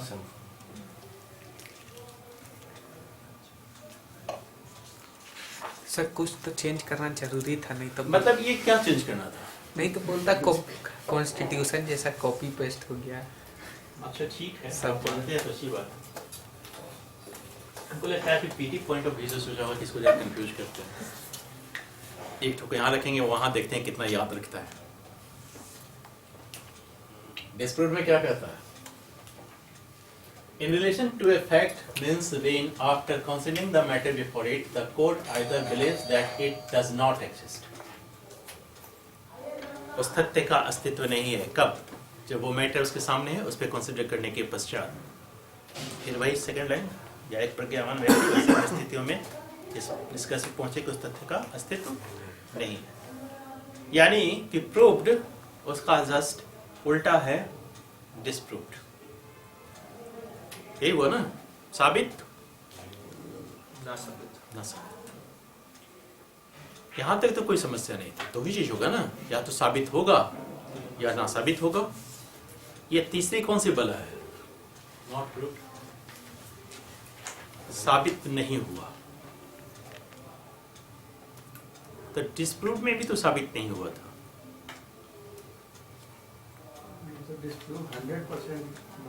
100% की बात ही नहीं हुई। हमने अभी कहा प्रोबेबिलिटी की बात है। इतना जिससे कुछ निर्णय तक नहीं कंसीडर नहीं किया गया। हाँ? कंसीडर नहीं किया गया। ना ही उसको स्टेट नहीं किया गया, कहाँ दिखा है? नॉट प्रूफ के परिभाषा कहाँ लिखी है? ना ही वो प्रूफ हुआ, ना ही वो डिसप्रूफ हुआ। हाँ भाई साहब, ये कौन सा काम हुआ? हाँ, इसमें हमको कंफ्यूजन। नहीं मतलब ऐसा कौन सा काम हुआ कि ना ही वो साबित हुआ, ना ही वो ना साबित हुआ? मतलब क्या हुआ? मामला पेंडिंग में है, जजमेंट नहीं है कि, या जब तक साबित या ना साबित नहीं हो जाए हम जजमेंट न दें। एविडेंस जितना आया उतना में निर्णय तक नहीं पहुंचा जा सकता है। जो एविडेंस आया, डिसप्रूव होगा जो है एविडेंस की बात है क्या? फैक्ट की बात है। हम अभी भी आपको बोल रहे हैं कि एविडेंस नहीं लिखा है उसने, वहाँ मैटर्स लिखा है। मैटर्स में आपका एविडेंस भी है, अन्य चीज भी है। और कौन कंसिडर कर रहा है? कोर्ट। और कंसिडर करने के बाद किस निष्कर्ष पे पहुंचा? एक सामान्य प्रज्ञावान व्यक्ति जिस निष्कर्ष पे पहुंच सकता था, उस प्रोबेबिलिटी में वहां तक वो पहुंच रहा है। समझ रहे हैं इस चीज को? बारीक चीजें हैं, इसलिए समय लग रहा है, लेकिन इसकी जरूरत आपको आगे हर बार पड़ेगी, इसलिए इन सब चीजों को एकदम समझ लीजिए। नहीं, वो बहुत लोग नहीं समझते हैं, इसमें आपकी समस्या नहीं है, क्योंकि समस्या ही यही है। आपसे इंटरव्यू में जानते हैं प्रश्न यही पूछता है कि डिस्प्रूव्ड और नॉट प्रूव्ड में क्या अंतर है। आप तो प्रूव्ड और डिस्प्रूव्ड जानते हैं, डिस्प्रूव्ड और नॉट प्रूव्ड में क्या अंतर है? अब एक इलस्ट्रेशन देते हैं, आप समझ जाएंगे इस चीज को। एक कत्ल का आरोप है किसी व्यक्ति पर, और उसके पक्ष में 4 गवाह हैं जो ये जानते हैं कि उसने कत्ल किया। ये चारों के चारों गवाह हॉस्टाइल हो जाते हैं।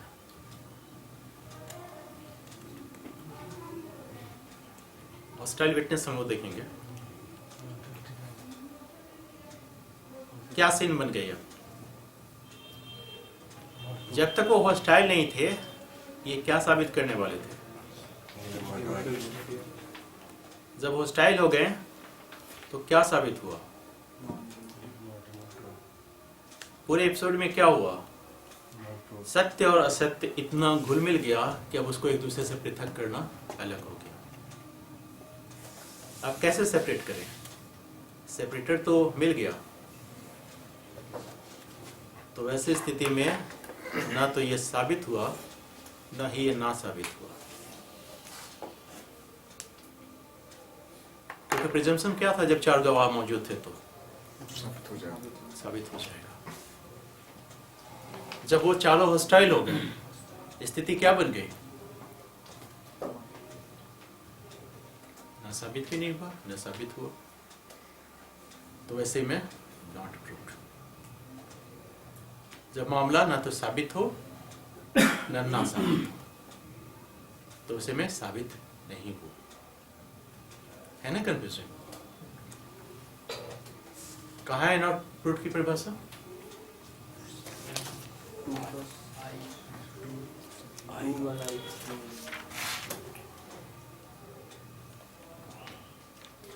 देख लीजिएगा। Now document.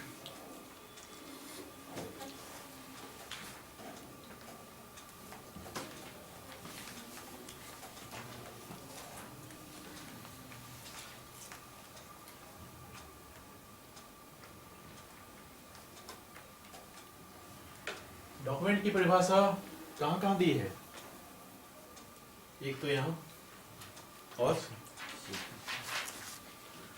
भारतीय न्याय संहिता के 2(8) में, और द जनरल प्रोसीजर एक्ट के 2(18) में। डॉक्यूमेंट किसको कहेंगे? क्या है डॉक्यूमेंट? हमने ईमेल पे कुछ लिखा, ये डॉक्यूमेंट है।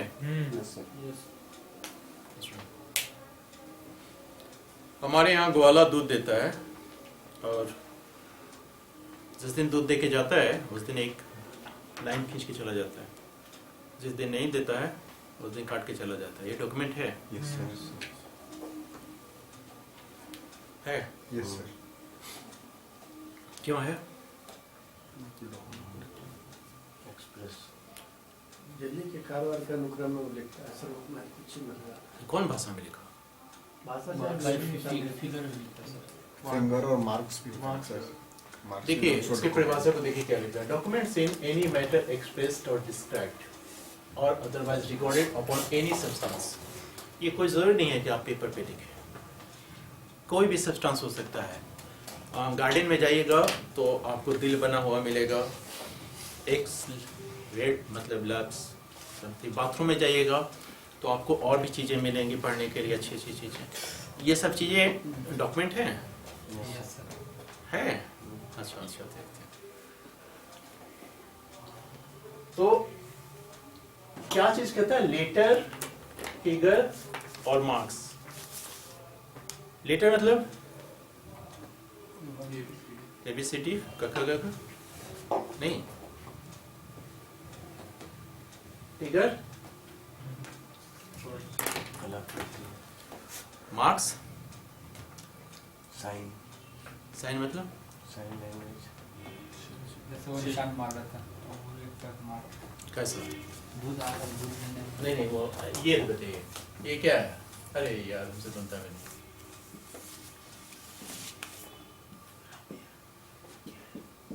ये क्या है? क्या है? ब्रोकन हार्ट की मतलब दिल पे वार हुआ है, sir. दिल पे वार हुआ है। क्या है? मतलब प्यार ये डॉक्यूमेंट है। इसमें क्या चीज है? लेटर है? नहीं है। Marks. अच्छा एक्स वर्ब्स वाई। अब क्या है? ये है सर इसमें confirm वो भी था. हाँ? वो भी थे वो भी था, ये भी है. पर्पस दिल फिर सोचे का बस. ये डॉक्यूमेंट है या नहीं है? कौन सी अदालत में दीजिएगा इसको? मुकदमा पेंडिंग है. क्या? लेटर, फिगर, मार्क्स के द्वारा जो कुछ भी किया जाता है वो सब के सब डॉक्यूमेंट हैं। यहाँ तक तो बात समझ में आती है। पर्पस क्या है? Recording that matter Recording that which may be used for the purpose of recording that matters. यानी जब मैटर को आप रिकॉर्ड के तौर पर प्रस्तुत करेंगे तभी वो डॉक्यूमेंट है। आपको समझ आया? ऐसे वो डॉक्यूमेंट पर्पस क्या होना चाहिए? इंटेंशन मेन है उसका। जब इंटेंशन आपका वह है कि आप उसको मैटर रिकॉर्ड करने वाले हैं, रिकॉर्ड वाला अभिलेख पे लाने वाले हैं, वैसे स्थिति में वो डॉक्यूमेंट है। क्या कहता है? A writing is a document. Word printed, lithographed और फोटोग्राफ्ड आर डॉक्यूमेंट। प्रिंटेड का मतलब जो आप बुक पढ़ रहे हैं प्रिंट है। लिथोग्राफ कुछ साइन पत्थर पे कोई चीज छपी रहती है, उसे छापा जाता है। जब आप देखे होंगे जब साड़ी वाड़ी पे हाँ चाहे इस तरह के जो बनते हैं डिजाइन वगैरह, वो भी एक document. Map, plan is a document and inscription on a metal plate और स्टोन इज ए डॉक्यूमेंट। आगे क्या है? Caricature is a document. Caricature क्या होता है?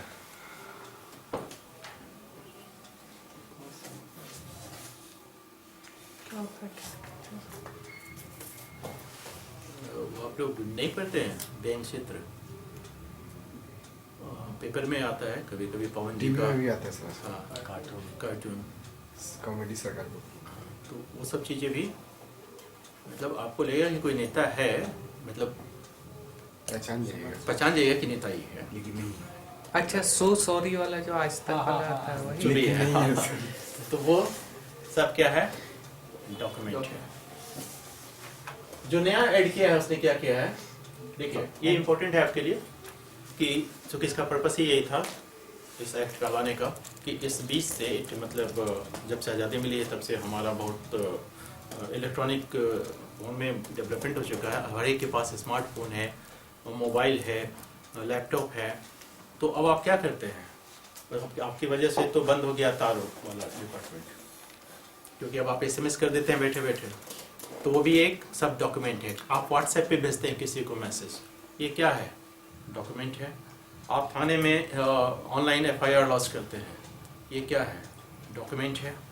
देखिए क्या कर रहा है, an electronic record on email, server logs, document on computer, laptops और smartphones, messages, website, location evidence. क्या होता है ये? लोकेशन भी tower location sir, GPS. No sir, location निकलता है फोन के थ्रू। आप लोग के स्मार्टफोन में अगर आपका लोकेशन ऑन कर रखा है तो आप कहाँ हैं ये लोकेट किया जा सकता है। जी इसकी कई बार बहुत इंपॉर्टेंस ये होती है कि किसी अगर आपको गलत एलिगेशन में चार्ज किया गया है तो आप अली भाई का प्ले ले सकते हैं कि उस वक्त हम यहाँ थे। फोन था ना सर, फोन थे कि नहीं? हाँ, वो अलग इशू है, उसमें हम आएंगे सेक्शन डिस्कस करते वक्त। फोन आपका है तो प्रिजम्पशन क्या होगा? कि हम थे, नहीं मैटर है। कंफ्यूज किया जा सकता है। नहीं, अभी हमने क्या कहा? मैं presume, shall presume, conclusive proof. Matter है, रिवर्सिबल। तो तो वो चीज़ें अलग इशू है। बट एट ए आपको जैसे आप क्रिमिनल केसेस में क्या चाहिए? बियॉन्ड रिजनेबल डाउट नहीं प्रूव कर सके, बेनिफिट ऑफ डाउट ले जाइए। Location, voice mail, message, stored और डिजिटल डिवाइस आर डॉक्यूमेंट्स। ये जब नया आया है ना तो ये आपके लिए समझिए कि इंपॉर्टेंट हो गया, क्वेश्चन आ गया, इसलिए आपको याद रखना होगा इस चीज को। ठीक है, नेक्स्ट क्या है?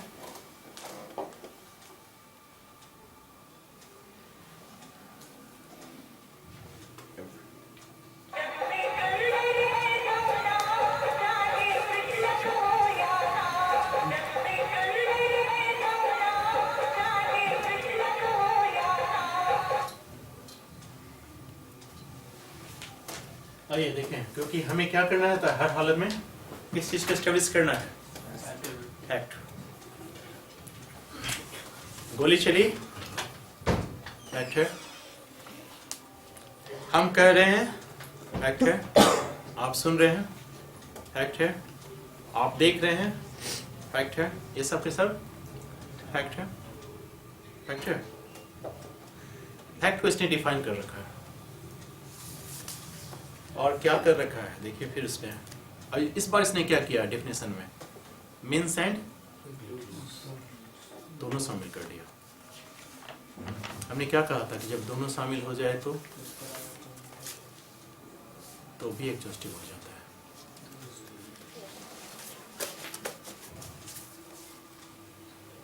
इसके डेफिनेशन को खास करके देखिए और फिर हम लोग चर्चा करते हैं। बेंथम ने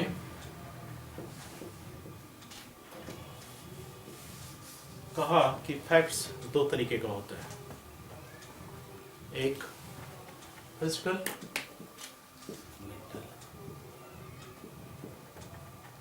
दूसरा साइकोलॉजिकल फैक्ट।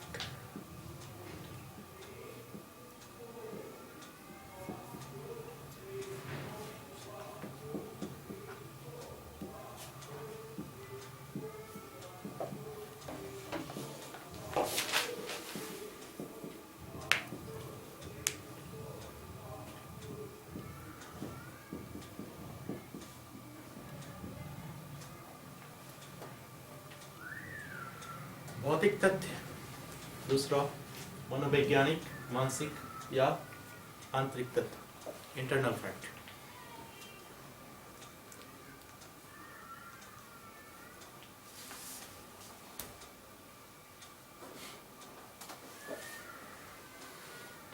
कोई भी वस्तु की अवस्था या वस्तुओं का संबंध,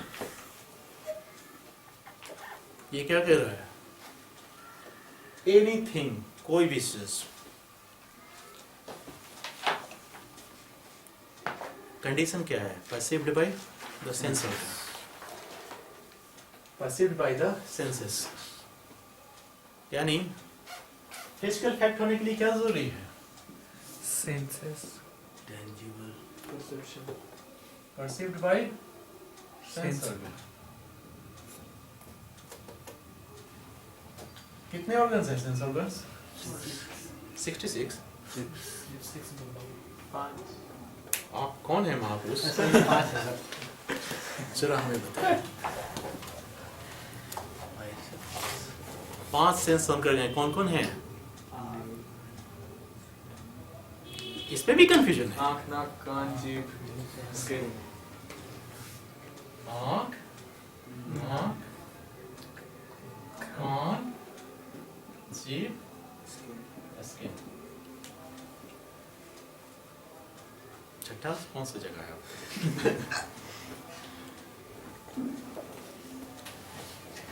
इन पांचों के द्वारा अगर आप वहां से क्या मतलब आँख से क्या करेंगे? देखेंगे. कान से क्या करेंगे? सुनेंगे. नाक से क्या करेंगे? सुनेंगे. जीभ से क्या करेंगे? और चाटेंगे. टेस्ट लेंगे. और स्किन से Sorry.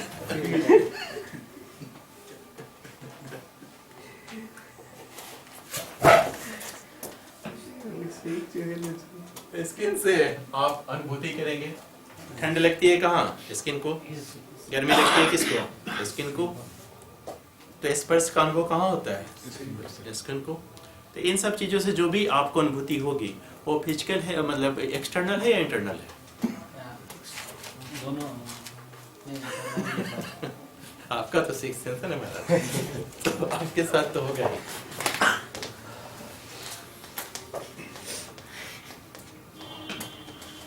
तो ये जो भी परसीव्ड बाय सेंस ऑर्गन है ये फिजिकल ऑर्गन है. सॉरी फिजिकल फैक्ट है. Internal psychological. Intention. Yes. Intention. Intention कहाँ रहता है? सेंस लिया. Knowledge. नॉलेज. Motive. Preparation. मतलब ये प्रिपरेशन तो एक्सटर्नल आ जाएगा ना. आप तो प्रिपरेशन बाहर करते हैं ना. प्रिपरेशन तो आपका देखिएगा मारने के लिए गन खरीदे. प्रिपरेशन किया आपने.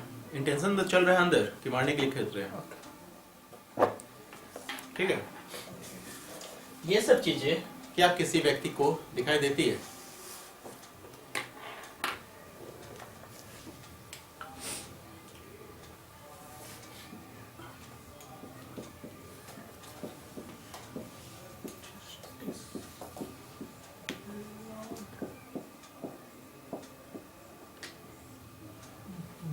बोवेन. जस्टिस लॉर्ड बोवेन ने कहा कि जिस तरह का मनुष्य का मस्तिष्क एक फैक्ट है मतलब man's mind is a fact. उसी तरह जैसे कि डाइजेशन सिस्टम एक फैक्ट. डाइजेशन कहाँ होता है? शरीर के अंदर. वो तो दिखता नहीं है लेकिन आपका खाना नहीं पचा ये सब तो आप पता लगा सकते हैं. तो जब से इसने कहा हम साइकोलॉजिकल फैक्ट को भी कंसीडर करने लगे. उससे पहले साइकोलॉजिकल फैक्ट को कंसीडर नहीं किया जाता. आपसे एक सवाल पूछ सकता है ये स्टेटमेंट किसका है? ठीक है. अब देखिए ये क्या कह रहा है. ये एक्चुअली होता क्या है ना कि आप जब एग्जाम देंगे तो इनमें से ही कोई इलस्ट्रेशन डाल देगा. इलस्ट्रेशन नहीं that there are certain object arranged. कोई वस्तु एक खास अरेंज करके रखी गई है. ये एक फैक्ट है. This is what? हाँ नहीं फैक्ट की परिभाषा में पूछ देगा कि क्या है. कि व्यक्ति ने कुछ कहा या सुना वो फैक्ट है. किसी वस्तु किसी पर्सन ने कोई शब्द कहा वो फैक्ट है. Person hold a certain opinion. उधर फर्क को समझ रहे हैं वो शब्द जो लिखे हैं हम? क्या है इंटेंशन और मोटिव में अंतर? और वो बाद डिस्कस करेंगे। आइए, चाहे गुड फेथ में हो, फ्रेडुलेंटली हो, पर्टिकुलर वर्ड को एक पर्टिकुलर सेंस में कहता हो, और एक स्पेसिफाइड टाइम में किसी खास चीज के बारे में कॉन्शियस हो, ये सब के सब क्या है? फैक्ट है। किसी व्यक्ति की एक रिपीटिशन है, फैक्ट है? है। कहाँ लिखा हुआ है? नहीं है। Mental condition. यहाँ लिखा है इलस्ट्रेशन में।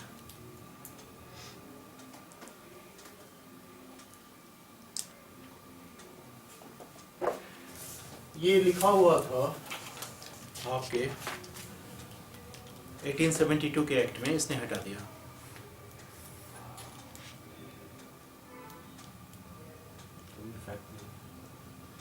नहीं, फैक्ट नहीं है, ये हम नहीं मानेंगे, बट उसने हटा दिया, ये हम कर सकते हैं। क्योंकि देखिए, और किसी व्यक्ति की रिपीटिशन है, एक ओपिनियन है आपकी, तो उसमें लिख दिया वो एक फैक्ट है।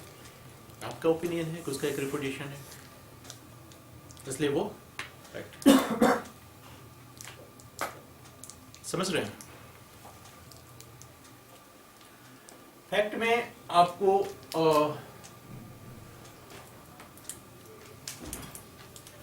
साइकोलॉजिकल फैक्ट और फिजिकल फैक्ट को आप साबित कैसे करेंगे?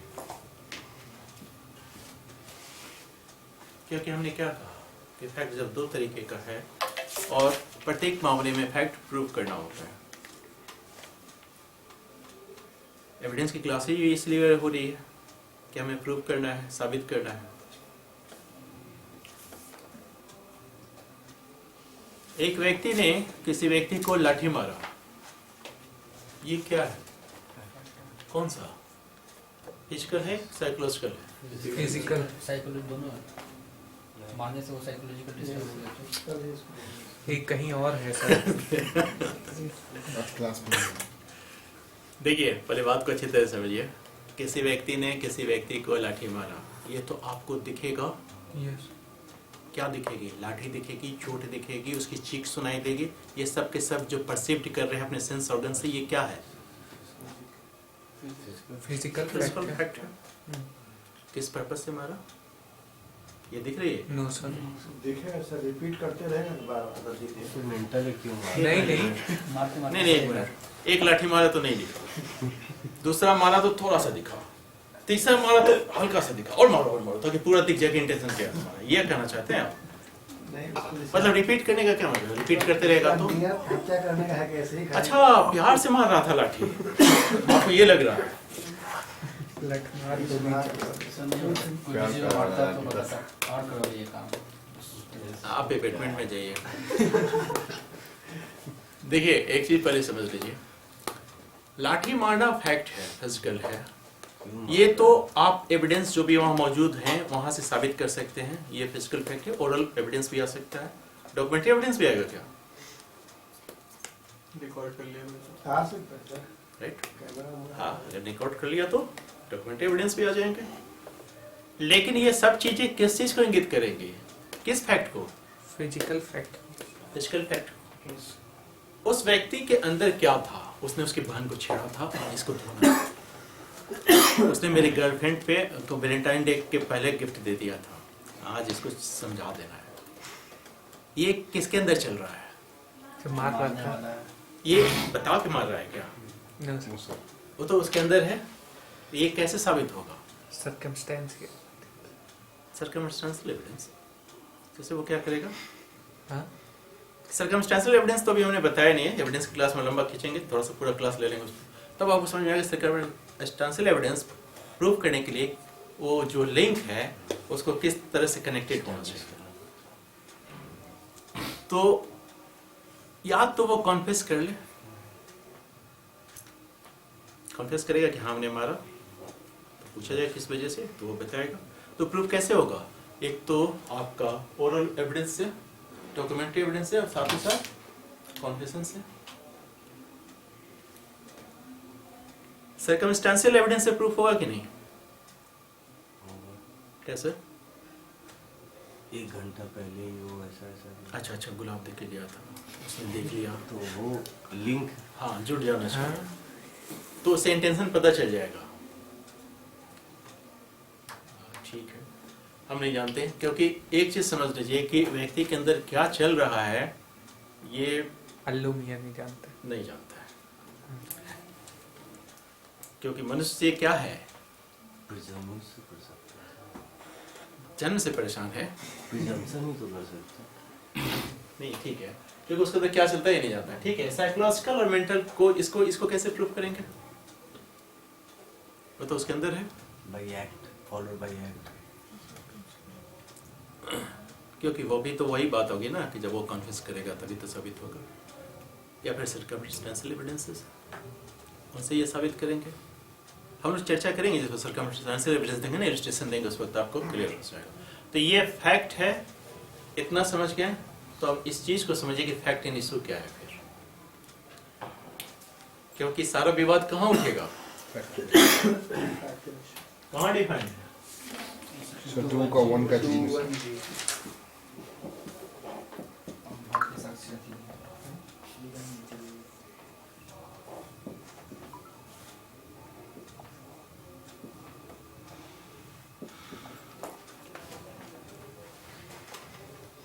दो सब लिखा हमने, fact in issue, issue of fact, दोनों एक ही चीज है।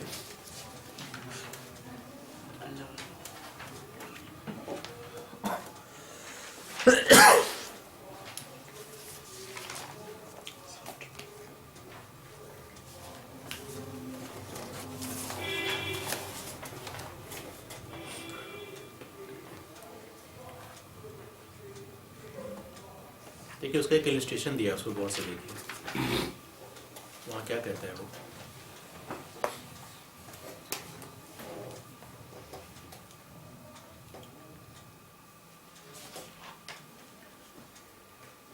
A is accused of murder of B. A B के मर्डर का एक्यूज्ड है, यानी किसका मर्डर हुआ है,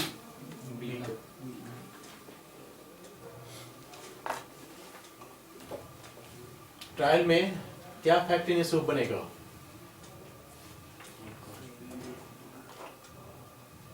लिखा हुआ दैट ए कॉज्ड बीज डेथ, ये फैक्ट इन इशू है। आप हमें बताइए फैक्ट इन इशू क्यों है। ये तो लिखा इलस्ट्रेशन में ना, फैक्ट इन इशू क्यों है। एक्विजिशन है कोई का। तो उसने कॉन्फेस कर लिया क्या, इन्वेस्टिगेशन। इसका मतलब क्या हुआ, फैक्ट इन इशू कब डिराइव करेगा, जब हम चार्ज इम्पोज करेंगे और वो व्यक्ति उसको डिनाई करेगा, तभी तो फैक्ट इन इशू। स्वीकार कर लेगा तो एडमिटेड फैक्ट हो जाएगा, उसको साबित करने की जरूरत ही नहीं है फिर। इसलिए फैक्ट इन इशू का मतलब क्या हुआ, जब कोई एक पक्षकार किसी एक बात पे सहमत होता है और दूसरा उससे असहमत होता है, जब असहमति होती है तो इशू बनता है, तभी तो इशू है ना। आप लोग जो बोलते हैं ना मसला क्या है, मामला क्या है, इशू क्या है, इसी वजह से। अब ये कहता है कि अब अगर इनकार किया तो ये फैक्ट इन इशू हो गया कि क्या ए ने बी की हत्या की। दूसरा, हत्या के लिए क्या जरूरी है, सबसे इंपॉर्टेंट इंटेंशन। तो हमें ये प्रूव करना होगा, ठीक है। ये भी तो हो सकता है ग्रेव एंड सडन प्रोवोकेशन में मारा हो, तो ये भी फैक्ट इन इशू होगा। क्या क्या चीज फैक्ट इन इशू हो सकता है, इस चीज को हम लोग देखते हैं, और कब फैक्ट इन इशू होगा।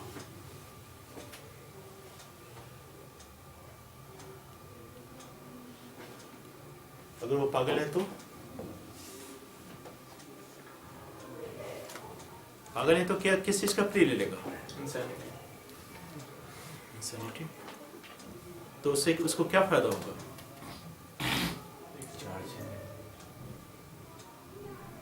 इंसैनिटी से क्या होता है, इंसैनिटी से यस वो जनरल डिफेंस है, जहां आप अपने क्रिमिनल लाइबिलिटी से मुक्त मुक्त हो सकते हैं, एक्सेप्ट हो सकते हैं। ठीक है, सिविल मामलों में, ये तो क्रिमिनल मामला है, सिविल मामले में फैक्ट इन कब है, क्रिमिनल मामले में कब हुआ? जब एक व्यक्ति पे एलिगेशन लगा, दूसरा डिनाई किया, चार्ज लगा सर, तो दूसरा deny। और सिविल मामलों में स्टेटमेंट सिविल मामलों की शुरुआत कहाँ से होती है? प्लेंट और रिटर्न। वेरी गुड, प्लेंट डालेंगे, रिटर्न स्टेटमेंट आएगा, तो दोनों में अगर कोई फैक्ट एडमिटेड है तो क्या फैक्ट इन इशू है?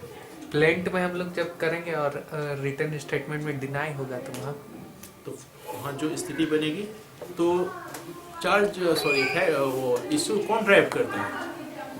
कोर्ट। किस स्टेज में? जब आपका रिटर्न क्या कहते हैं, प्लेंट और return argument is return statement सब देख के वो तब ना इशू डिसाइड करेगा कि किन किन मामलों पे हमें जजमेंट देना है। तो जब यहां तक आप लोग समझ ही गए हैं तो किस चीज का इंपॉर्टेंस है, फैक्ट का कि फैक्ट इन इशू का, इसको साबित करना है। जजमेंट क्या चीज पे आएगा, फैक्ट इन इशू पे आएगा कि फैक्ट पे? फैक्ट इशू पे आएगा। और आप देंगे क्या? फैक्ट फैक्ट ही देंगे। कौन सा फैक्ट देंगे? जो भी एविडेंस यही तो समझना था। टाइम हो रही है, नेक्स्ट क्लास में उसको डिस्कस करेंगे कि कौन सा फैक्ट देंगे, यानी रेलेवेंसी क्या है, एडमिसिबिलिटी क्या है, इन सब चीज़ों की चर्चा करेंगे। यानी रिलेवेंट फैक्ट और उन दोनों में क्या फ़र्क है, और एविडेंस जो रह गया कि एविडेंस एक्चुअली क्या है, उस पर चर्चा करेंगे। क्लास होगी आपकी